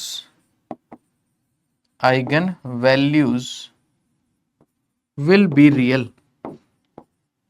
मैट्रिक्स कॉम्प्लेक्स हो सकती है, लेकिन जो आइगन वैल्यूज कैलकुलेट होके आएंगी वो पक्का रियल होंगी। ठीक है, ये आपके पास रहेगा। पॉइंट नंबर 10, अब जो क्या कहते हैं आपके पास यूनिटरी या ऑर्थोगोनल मैट्रिक्स है। ठीक है, और ऑर्थोगोनल और यूनिटरी मैट्रिक्स आपके पास eigen values are of modulus 1। ठीक है, तो आइगन वैल्यूज जो हैं वो आपके पास 1 मॉडुलस का होगा। ठीक है, आइगन वैल्यू मॉडुलस 1 की आपके पास होगा। फाइन, तो जो भी आइगन वैल्यू आएगी वो हो सकता है 1/√2 प्लस आयोटा 1/√2 आ जाए। तो अगर आप उसका मैग्नीट्यूड निकालोगे तो वो 1 आएगा। तो ये ऑर्थोगोनल या यूनिटरी, और ऑर्थोगोनल में तो ये है कि सिर्फ आपका आंसर 1 या -1 ही आएगा, तो उसका मैग्नीट्यूड लोगे या मोड लोगे तो वो 1 बन जाएगा। लेकिन यूनिटरी में कॉम्प्लेक्स भी आ सकता है, तो कॉम्प्लेक्स भी आ सकता है, तो वो जो उसकी आइगन वैल्यूज निकलेंगी वो आपके पास जो भी होगा उसका मोड जो है वो 1 मिलेगा। ये आपके पास जरूरी चीजें हैं। नाउ, तो ये सारी प्रॉपर्टीज देखो, कुछ ज्यादा इंपॉर्टेंट होती हैं प्रॉपर्टीज, कुछ कम इंपॉर्टेंट होती हैं, मैं बता दूं वैसे। ठीक है भाई, देखो ये चीज के आपके पास फॉर सिमेट्रिक और Hermitian eigen vectors are orthogonal, ये थोड़ा सा याद रखना, ये ज्यादा जरूरी है। और अपर ट्रायंगुलर ओवर ट्रायंगुलर ये यूज हो जाता है कई बार। ठीक है, इनका कुछ ज्यादा यूज नहीं होता। आपको ये पता है आइगन वेक्टर्स जो है वो लीनियरली इंडिपेंडेंट होने चाहिए, वो मैं अभी बता देता हूँ क्या होता है। इनके बारे में हल्का याद रहना चाहिए, बहुत ज्यादा यूज नहीं होता है, ये बहुत यूज होता है, ये बहुत यूज होता है, ये बहुत यूज होता है। तो ये लगभग जो भी 4-5 चीजें हैं ये आपके पास यूज होती हैं। अब एक छोटी सी चीज और बता देता हूँ कि आपके पास लीनियरली इंडिपेंडेंट, आपके पास इसका क्या मतलब होता है। भी आपके पास एक मैट्रिक्स, एक वेक्टर है x1। अब आपने किसी तरीके से आपने एक ये c कांस्टेंट ले लिया, सॉरी इसको x0 लिख देते हैं, c1 x1 plus c2 x2 plus c3 x3 plus so on. ये कई सारे वेक्टर हैं। तो ये क्या है, ये सारे वेक्टर जुड़ के, या आप कहो कि कॉलम मैट्रिक्स जुड़ के इस कॉलम मैट्रिक्स को बना रखते हैं। ठीक है, if such a relation exist, अगर ऐसा कोई रिलेशन एग्जिस्ट करता है, where all the coefficients are not zero, जिसमें ये सारे कोफिशिएंट जीरो ना हो। ऐसा नहीं है आप कहो कि भाई हाँ जी बराबर है, उधर उधर जीरो उधर सारा जीरो, ऐसा कुछ कर दो, नहीं। ठीक है, then it can be said, then the vectors are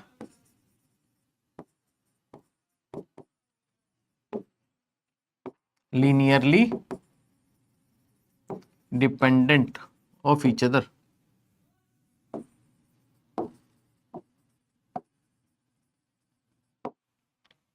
अब भैया मतलब क्या है, मान लो दो वेक्टर ले रहा हूं मैं, सिर्फ दो वेक्टर, ये x0 हो गया, ये x1 हो गया। क्या इसके अंदर कोई ऐसा रिलेशन एग्जिस्ट कर सकता है कि भाई मैं x1 से कोई नंबर मल्टीप्लाई करूं a, ठीक है, और वो x0 बना दे, x1 से कुछ मल्टीप्लाई मैं करूंगा तो वो इसी डायरेक्शन में बढ़ेगा घटेगा ना, ये तो बना ही नहीं सकता। तो ऐसा कोई रिलेशन एग्जिस्ट नहीं कर सकता। तो भाई अगर सिर्फ दो वेक्टर की बात हो रही है तो उनका लीनियरली इंडिपेंडेंट होने का मतलब ये अलग अलग डायरेक्शन है, तो बात खत्म, लीनियरली इंडिपेंडेंट है। ठीक, ऐसा कोई रिलेशन एग्जिस्ट कर ही नहीं सकता। मान लो तीन वेक्टर हो मेरे पास,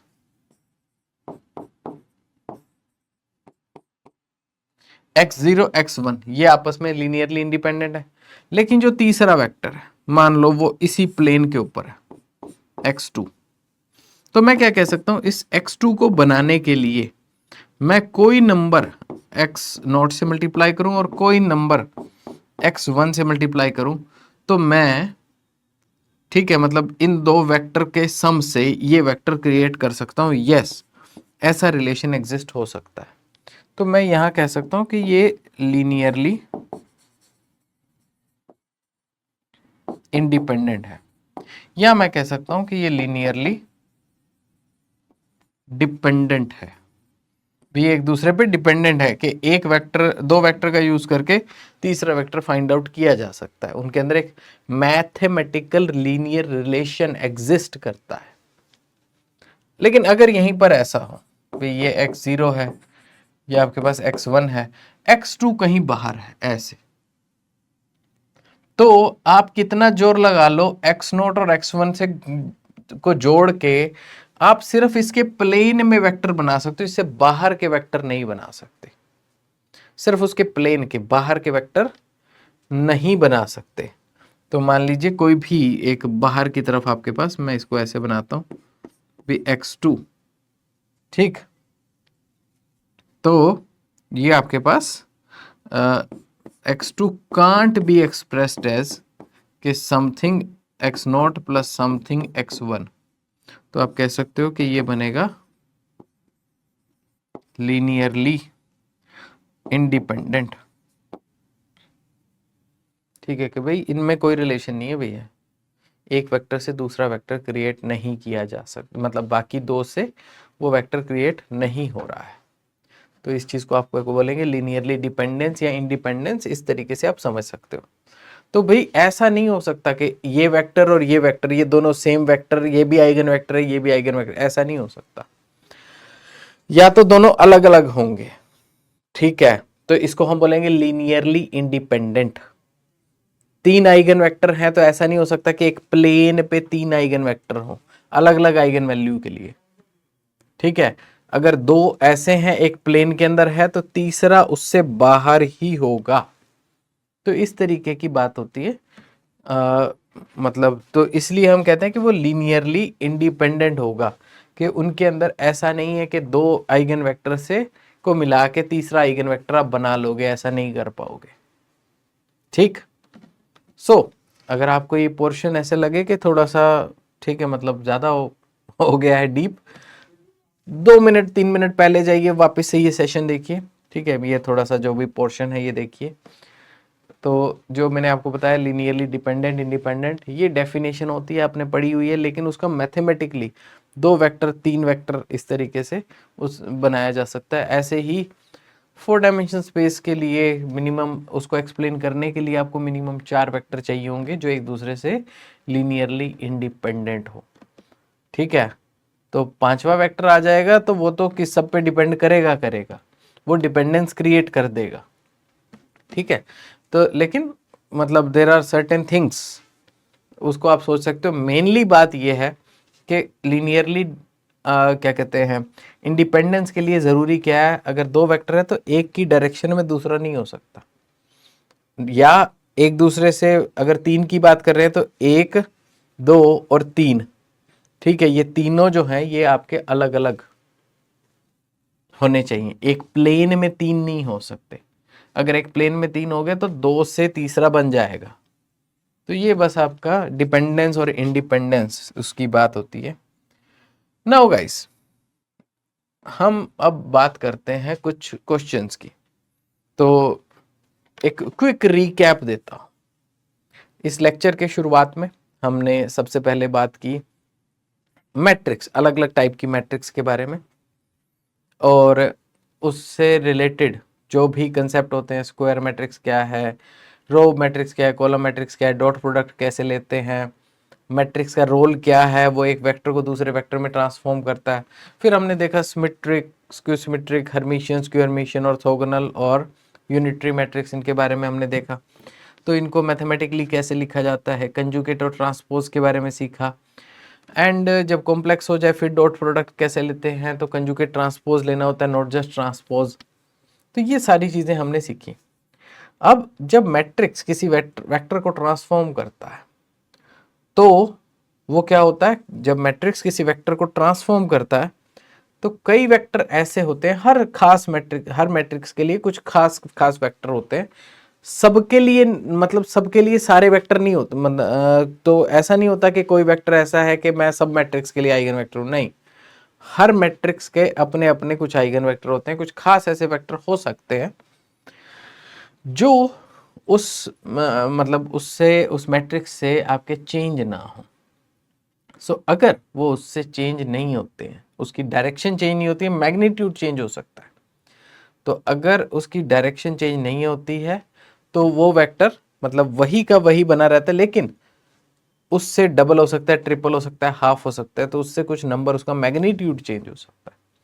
अगर उसका मैग्नीट्यूड चेंज हो सकता है तो आप क्या करोगे भी, अगर उसका मैग्नीट्यूड चेंज हो सकता है तो आपको उससे क्या आइडिया लग जाएगा कि भाई वो जो वैल्यू है वो आपकी आइगन वैल्यू होगी। फिर आइगन वैल्यू फाइंड आउट करने का हमने 2x2 में एग्जांपल देखा, फिर उसके साथ कैरेक्टरिस्टिक इक्वेशन मैंने आपको बनानी बताई, और साथ में केले हैमिल्टन थ्योरम हमने देखी। उसके बाद हमने आइगन वेक्टर कैसे निकालते हैं वो देखा। फिर आइगन वैल्यू और आइगन वेक्टर से रिलेटेड जितनी प्रॉपर्टीज थी वो हमने डिस्कस की। नाउ हम आ गए हैं ऐसे पॉइंट पे, अब हम कुछ क्वेश्चंस करके हमें देखना चाहिए, उससे हमें थोड़ा सा, ये सारे क्वेश्चंस जो हैं वो नेट के ही क्वेश्चंस मैंने पिक किए हैं और इनको हम जस्ट अभी करके देखते हैं। तो अब हम कुछ क्वेश्चंस को करके देख रहे हैं। क्वेश्चंस की अगर बात करें तो हमारे पास यहाँ पर क्या स्कोप है। देखो ये कह रहा है the two vectors this and this are orthonormal या ऑर्थोगोनल जो आप बोलते हो, सॉरी, इफ, तो ये कब ऐसा होगा कि ये इस तरीके से होंगे भी, एक दूसरे से ऑर्थोगोनल होंगे। तो भैया इसमें दिक्कत क्या है, आप मतलब क्या कहते हैं, जो वो कह रहे हैं कि ये ऐसा होगा तो वैसा करके देख लो बस। तो ये क्वेश्चन नेट में आया हुआ है, मतलब तो हालांकि बहुत इजी क्वेश्चन है। तो ऑर्थोगोनल का मतलब क्या, इनका अगर मैं डॉट प्रोडक्ट करूं तो A0 और इधर से BC, इनका अगर मैं प्रोडक्ट करूं तो मेरे पास आंसर 0 आना चाहिए। इनका प्रोडक्ट करूं तो मेरे पास आंसर 0 आना चाहिए। तो इनका अगर मैं प्रोडक्ट कर रहा हूं तो मुझे पता चल रहा है AB और 0C, ठीक है, AB plus 0 into C is equal to 0। तो इसमें आ रहा है कि A और B का प्रोडक्ट आपका 0 जरूर आना चाहिए, ठीक है। C आपका कुछ भी हो हमें फर्क नहीं पड़ता है, ठीक है, क्योंकि C ऑलरेडी 0 से मल्टीप्लाई हो रहा है। तो C कुछ भी हो हमें फर्क नहीं पड़ता है, लेकिन A और B में से कोई ना कोई एक 0 जरूर होना चाहिए। चलिए देखते हैं अब ये कंडीशन कौन पूरी कर रहा है। अब देखो, इसमें A और B का प्रोडक्ट करेंगे तो कुछ ना कुछ आंसर आएगा, इसमें आएगा। इसमें सिर्फ ऐसा है कि A और B के प्रोडक्ट से आंसर 0 आएगा, और C कुछ भी हो, C से हमें फर्क ही नहीं पड़ता क्योंकि वो 0 से मल्टीप्लाई हो रहा है, तो 0 आ रहा है। ये आपका आंसर है, बताओ। तो बस आपको ऑर्थोनॉर्मल की अगर डेफिनेशन पता है, बाकी तो आंसर पे आपने कंडीशंस लगाई और हो गया काम। बताओ क्या ही रह गया। सो वेरी सिंपली आप इसको कर सकते हो। नेक्स्ट क्वेश्चन की हम बात करते हैं, ठीक है। तो ये थोड़ा सा एडवांस क्वेश्चन है और इसको भी मैं एक्सप्लेन करूंगा, लेकिन प्रॉपर्टीज अगर आपको आती है, बहुत इजी क्वेश्चन है, बहुत ज़्यादा। सारे के सारे नेट के क्वेश्चन हैं। चीज़ें देखने में समटाइम्स मुश्किल लग सकती हैं, लेकिन प्रॉपर्टीज लगाकर वही चीज़ें इजी हो जाती हैं। तो ये क्या करता है, पहले क्वेश्चन पढ़ते हैं, ठीक है। पिछला क्वेश्चन तो पढ़ने में ज़्यादा कुछ था भी नहीं उसमें, बट क्वेश्चन पढ़ने का आर्ट भी, जैसे जैसे हम क्वेश्चन के ऊपर पढ़ेंगे तो आप भी उन चीज़ों को नोट कीजिए और उस हिसाब से मतलब अपने आगे पढ़ने के पैटर्न में उसको ऐड कीजिए। One of the eigen values of the matrix erase power a is, ठीक है, इरेज पर ए ये मैट्रिक्स है, is e raise power a where a matrix is this, the product of other two eigen values of e raise power a is, ये पूछा है। अब एक चीज मैं आपको बता दूं, पॉइंट नंबर 1, अगर एक मैट्रिक्स की आइगन वैल्यूज हैं लाइक दिस, तो अगर मैं ऐसा ले लूं तो उसकी आइगन वैल्यूज क्या हो जाएंगी,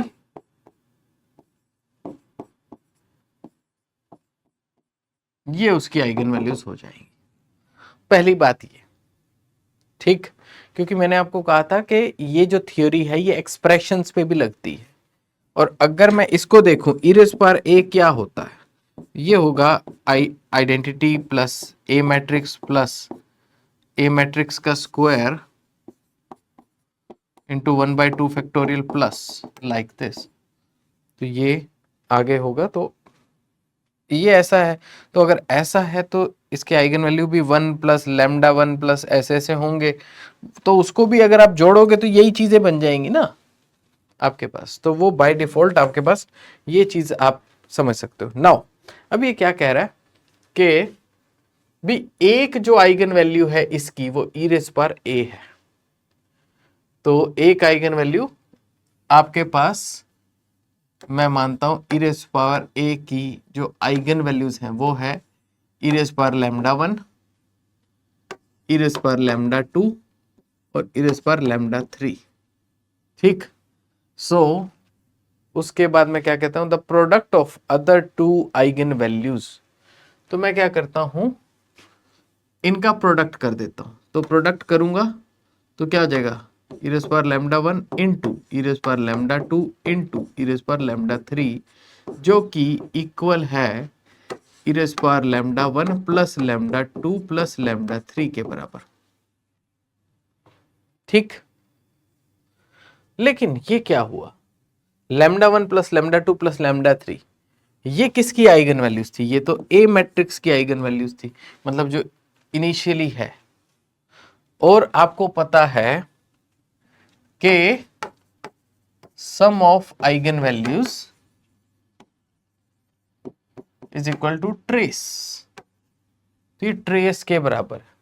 और इसका ट्रेस क्या है आपके पास, इसका ट्रेस आपके पास है a प्लस 0 प्लस 0, इसका ट्रेस है a। इसका ट्रेस है a।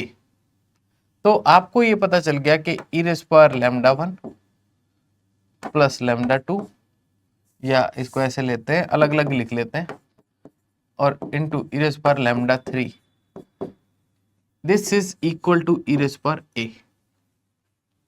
ठीक है, क्योंकि lambda 1 plus lambda 2 plus lambda 3। ठीक है, और ये सारी बात हो रही है for a, sum of eigen value और ठीक है उसका ट्रेस। अब इसमें कह दिया है कि मैट्रिक्स की one of the eigen value is e raise power a, तो मान लेते हैं one of the eigen value is e raise power a। और कह रहा है इसको क्या चाहिए, ये कह रहा है कि बाकी जो दोनों का प्रोडक्ट है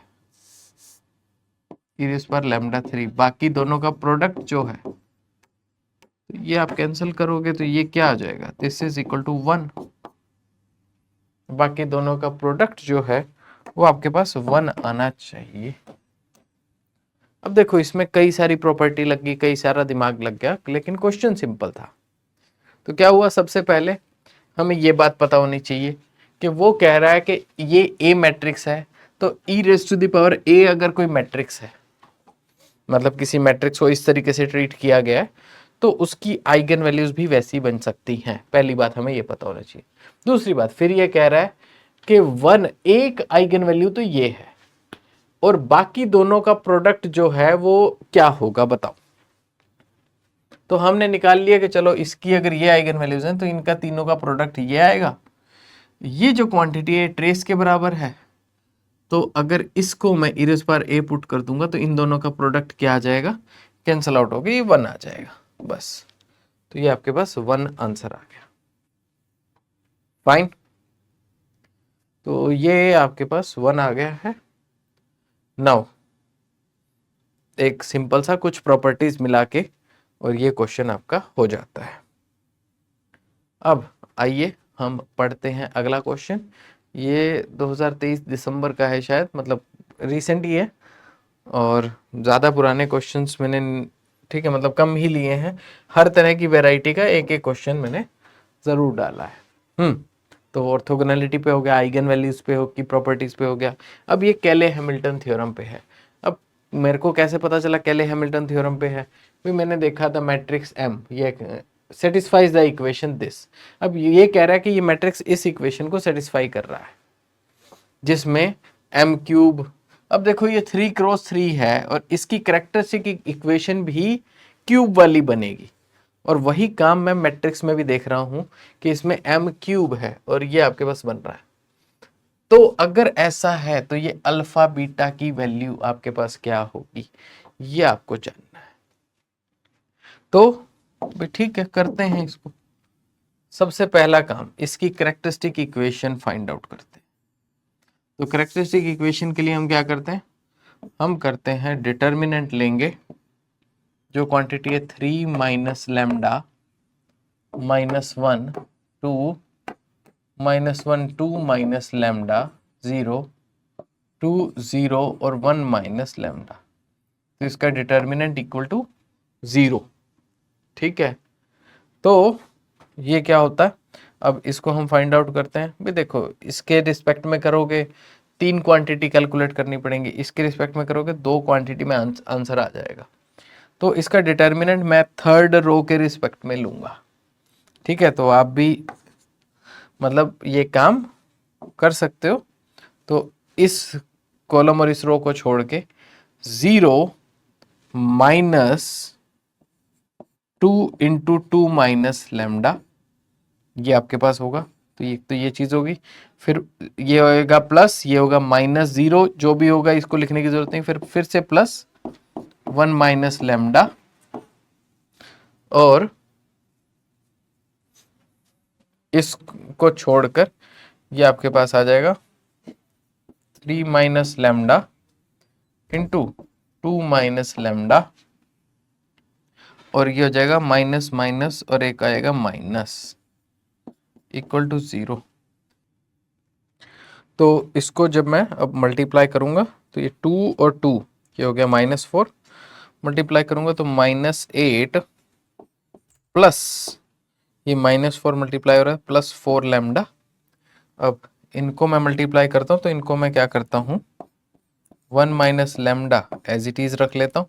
पहले इन दोनों को मैं मल्टीप्लाई कर लेता हूँ और -1 कर देता हूँ, तो ये मल्टीप्लाई होके आ जाएंगे 6 minus 3 lambda minus 2 lambda plus lambda square minus 1 equal to 0। ये आपके पास हो जाएगा।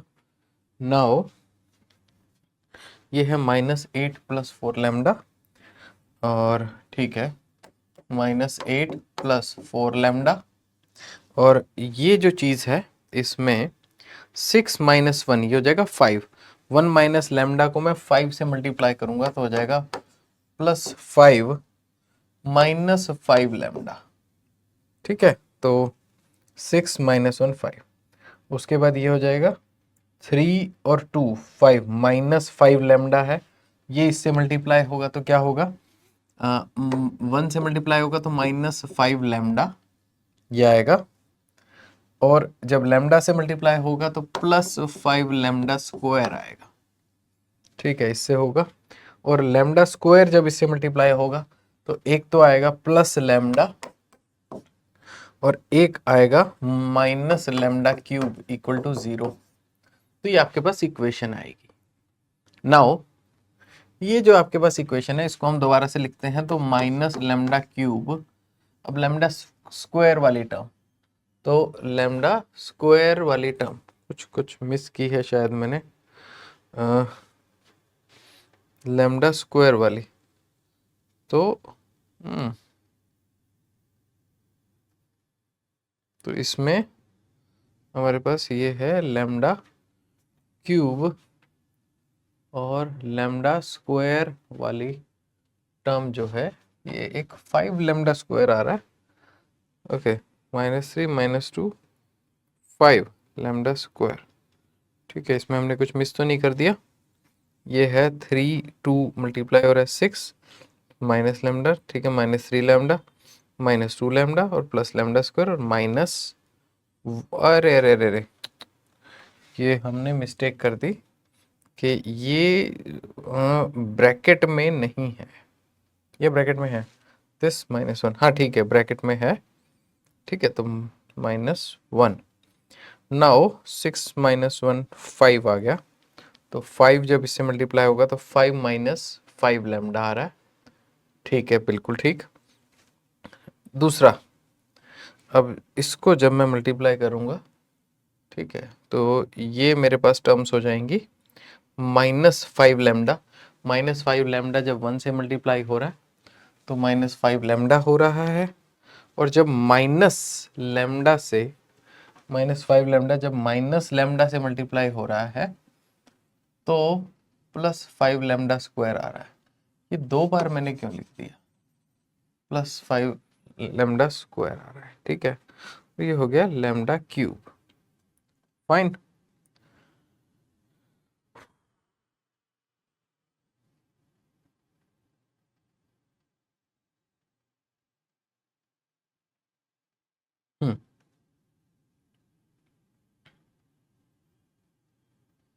और ये हमारे पास जब लैम्डा स्क्वायर इससे मल्टीप्लाई होगा, हाँ, तो एक ये टर्म आएगी 1 से मल्टीप्लाई होगा तो लैम्डा स्क्वायर आएगी और माइनस लैम्डा क्यूब। ठीक है ठीक है, तो ये हमें एक छोटा सा मिस्टेक हो गया था।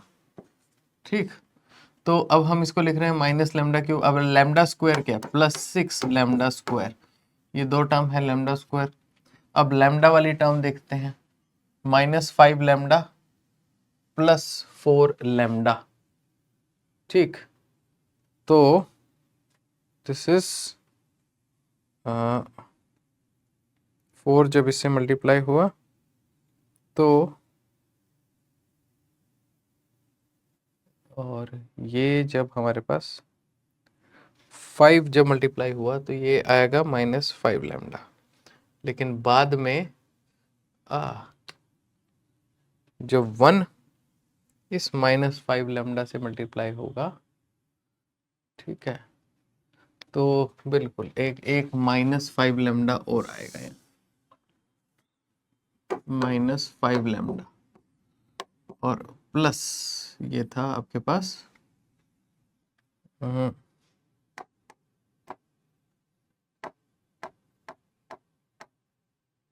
+5 लैम्डा स्क्वायर, तो सही लिखा हुआ था पहले, -5 लैम्डा + 5 लैम्डा स्क्वायर।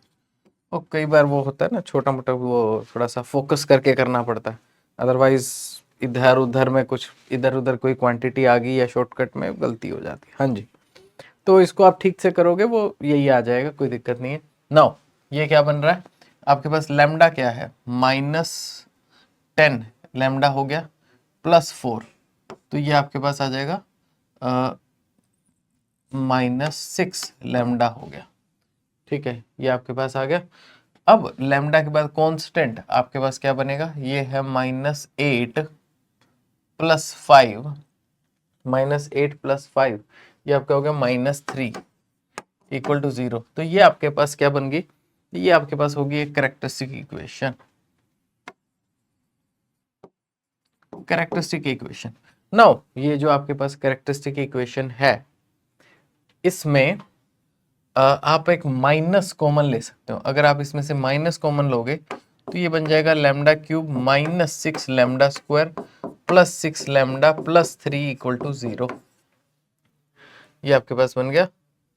अब अगर ये इसकी कैरेक्टरिस्टिक इक्वेशन है, तो बाय कैले हैमिल्टन थ्योरम आपके पास क्या होगा, आपके पास ये जो मैट्रिक्स है M, ये इस इक्वेशन को सेटिस्फाई करेगी। m³ -6 m² + 6m + 3 identity matrix = 0 matrix. तो अब अगर इसको कंपेयर करोगे तो आपके पास अल्फा की वैल्यू जो m² का कोफिशिएंट है -6 होना चाहिए, और बीटा की वैल्यू ये 6 होना चाहिए। तो बस यही आपका आंसर है, -6 और 6। तो बहुत ही सीधा सा, सिंपल सा, सरल सा क्वेश्चन। ठीक, तो कैले हैमिल्टन थ्योरम पर बेस्ड इसको आप सॉल्व कर सकते हो बहुत ही इजीली। फाइन, तो चलिए अब एक और क्वेश्चन है, ये भी रिसेंटली आया हुआ है और बड़ा ही अच्छा क्वेश्चन है। इसको हम देखते हैं क्या कहता है। अब ये कहता है द मैट्रिक्स दिस, ये आपको मैट्रिक्स दी हुई है, represent rotation bye an angle theta. ये एक ऐसी मैट्रिक्स है जो रोटेशन बता रही है, थीटा एंगल से रोटेशन को एक्सप्लेन करती है। ये the value of theta and n cap corresponding to the matrix. ठीक है, तो ये है आपके पास रिस्पेक्टिवली आर। अब ये क्या है, theta about the axis n cap.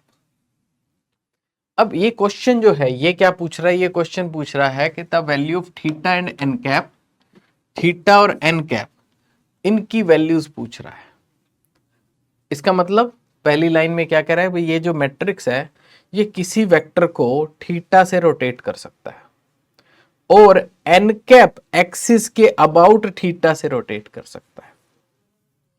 तो आपको बताना है कि वो जो क्या कहते हैं आपके पास भाई, ये एन कैप क्या है और थीटा क्या है।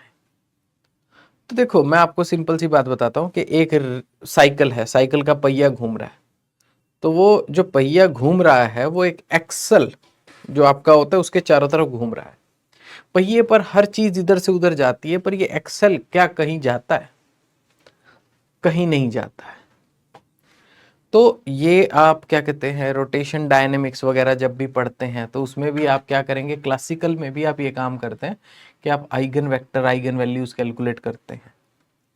तो मेन बात ये होती है कि जो ये जो मैट्रिक्स है, इस मैट्रिक्स से जो वेक्टर ऐसा है जो इसका आइगन वेक्टर है फॉर आइगन वैल्यू 1, मतलब कि इस मैट्रिक्स को अप्लाई करने से ना तो उसके मैग्नीट्यूड में चेंज आता है ना ही उसकी डायरेक्शन में चेंज आता है, वो सेम टू सेम रहता है। ऐसा वेक्टर इसका एक्सिस ऑफ रोटेशन हो सकता है कि भाई इस एक्सिस के अबाउट ये रोटेशन हो रहा है। ठीक है, या ये रोटेशन हो सकता है बाय एंगल थीटा। तो एक्सिस ऑफ रोटेशन मतलब जो मैट्रिक्स है, जो भी रोटेशन मैट्रिक्स होगी वो अपनी एक्सिस ऑफ रोटेशन को रोटेट नहीं कर सकती, उसको चेंज नहीं कर सकती, उसकी डायरेक्शन वही की वही रहेगी। चलिए तो अब हम देखते हैं, करके देखते हैं। अभी इसको मान लो मैं इससे मल्टीप्लाई करूं। अब इसमें क्या है, इसमें दो तरह के वेक्टर है, एक ये है, ये दोनों है, और ये सेम रिपीट है, लेकिन अब यहाँ पे एंगल अलग अलग है। दो पाई एंगल है, दो पाई बाय टू एंगल है। देखो ये थोड़ी सी ऑब्जर्वेशन आपको हेल्प कर सकती है, ठीक। चलिए तो अब अगर इस मैट्रिक्स से मैं अगर एक काम करूं, इस वेक्टर को पहले मैं प्रोडक्ट करके देख लेता हूं, ठीक है।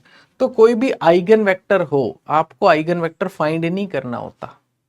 आइगन वेक्टर फाइंड आउट करने का तो लास्ट स्टेप होता है, उससे पहले आप उसकी प्रॉपर्टीज से आप फाइंड आउट कर सकते हो कि भाई आइगन वेक्टर है भी कि नहीं, और किस आइगन वैल्यू के लिए। तो भाई उसकी प्रॉपर्टी क्या है, भाई ये अगर इस पे अप्लाई होगा तो इसका कुछ नहीं बिगड़ेगा। करके देखते हैं। मान लो ये 0 माइनस √2/3 और ये है 1/√3।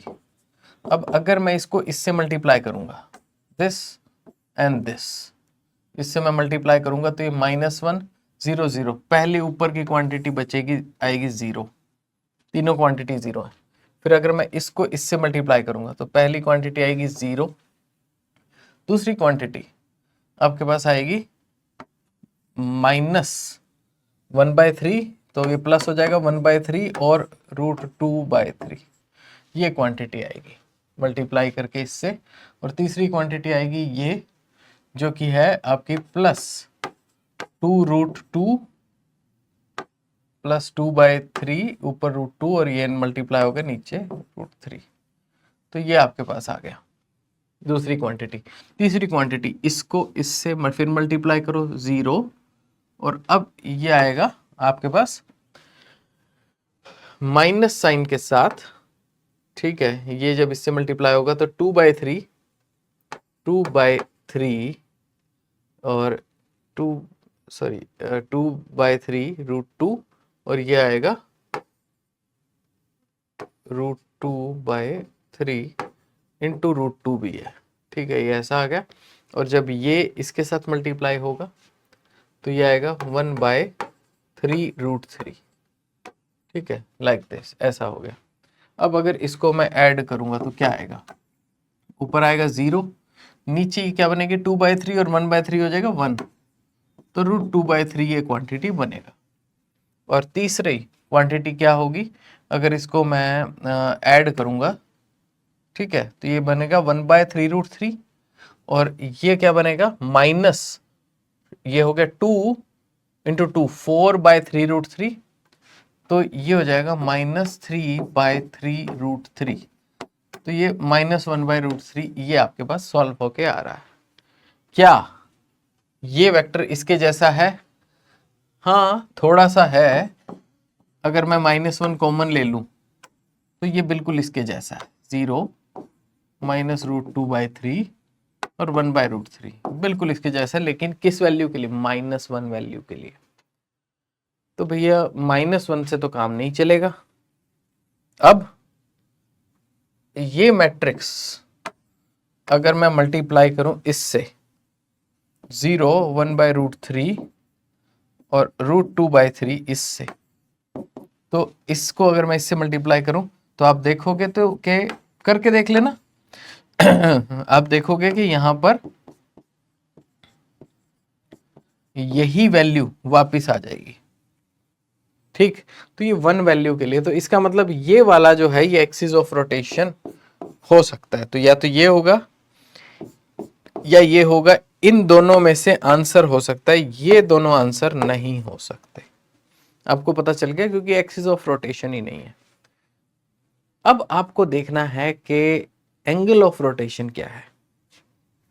तो एंगल ऑफ रोटेशन देखने के लिए, एंगल ऑफ रोटेशन क्या होता है, एक वेक्टर है, उसको ये जितना एंगल रोटेट कर देगा वो एंगल ऑफ रोटेशन होता है, बात खत्म।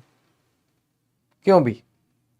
तो मैं एक काम करता हूं, भाई वो कहता है मैं ये काम कर सकता हूं, तो भाई करके दिखा, कौन सी बड़ी बात होगी।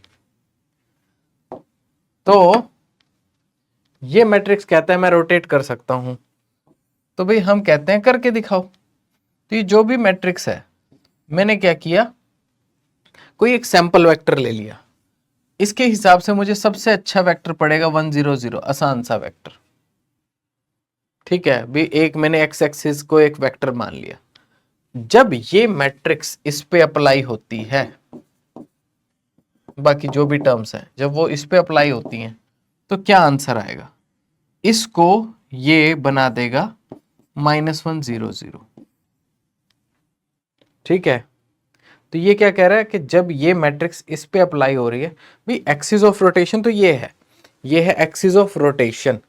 इस एक्सिस ऑफ रोटेशन के अलावा अब मैंने यहां पे कोई वेक्टर मान लिया, कोई भी वेक्टर, ठीक है, इससे अलावा अब अगर मैं ये मैट्रिक्स अप्लाई करूंगा तो ये रोटेट हो रहा है, तो पहले मैंने लिया 1 0 0 और ये क्या बन गया -1 0 0। तो इसका क्या मतलब हुआ? पहले आपने लिया x axis, y axis 0, z axis 0, अब ये रोटेट होके क्या बन गया -x एक्सिस, y 0, z 0। तो आपको इससे क्या पता चल गया?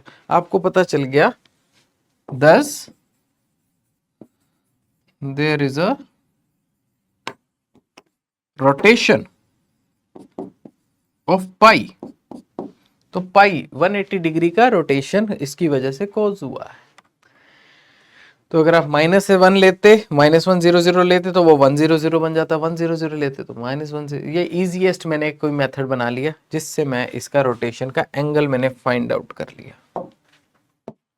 तो in this way I calculated कि ये कितना एंगल रोटेट कर सकता है।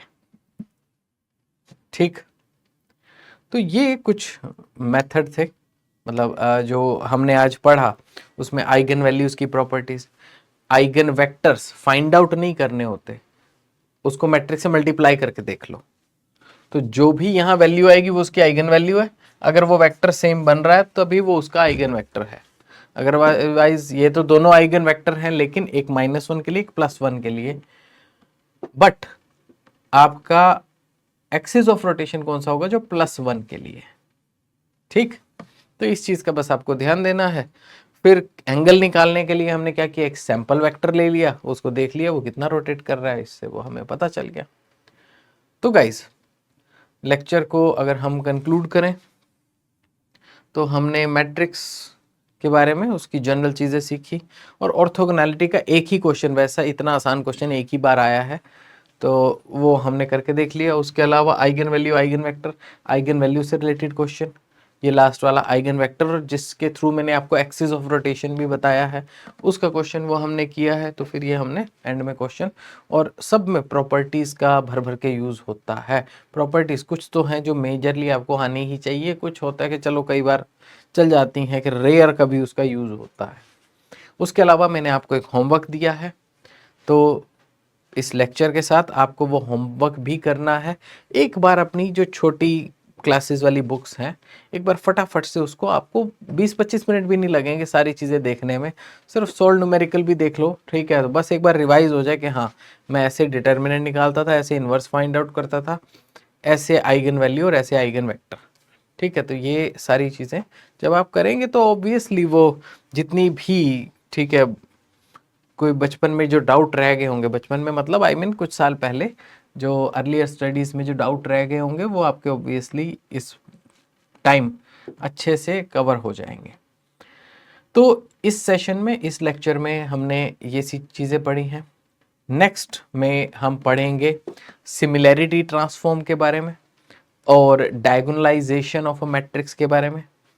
तो गाइज, इसी के साथ इस सेशन को हम ख़त्म करते हैं, मिलते हैं नेक्स्ट लेक्चर में। Till then, bye bye, take care, have a good day.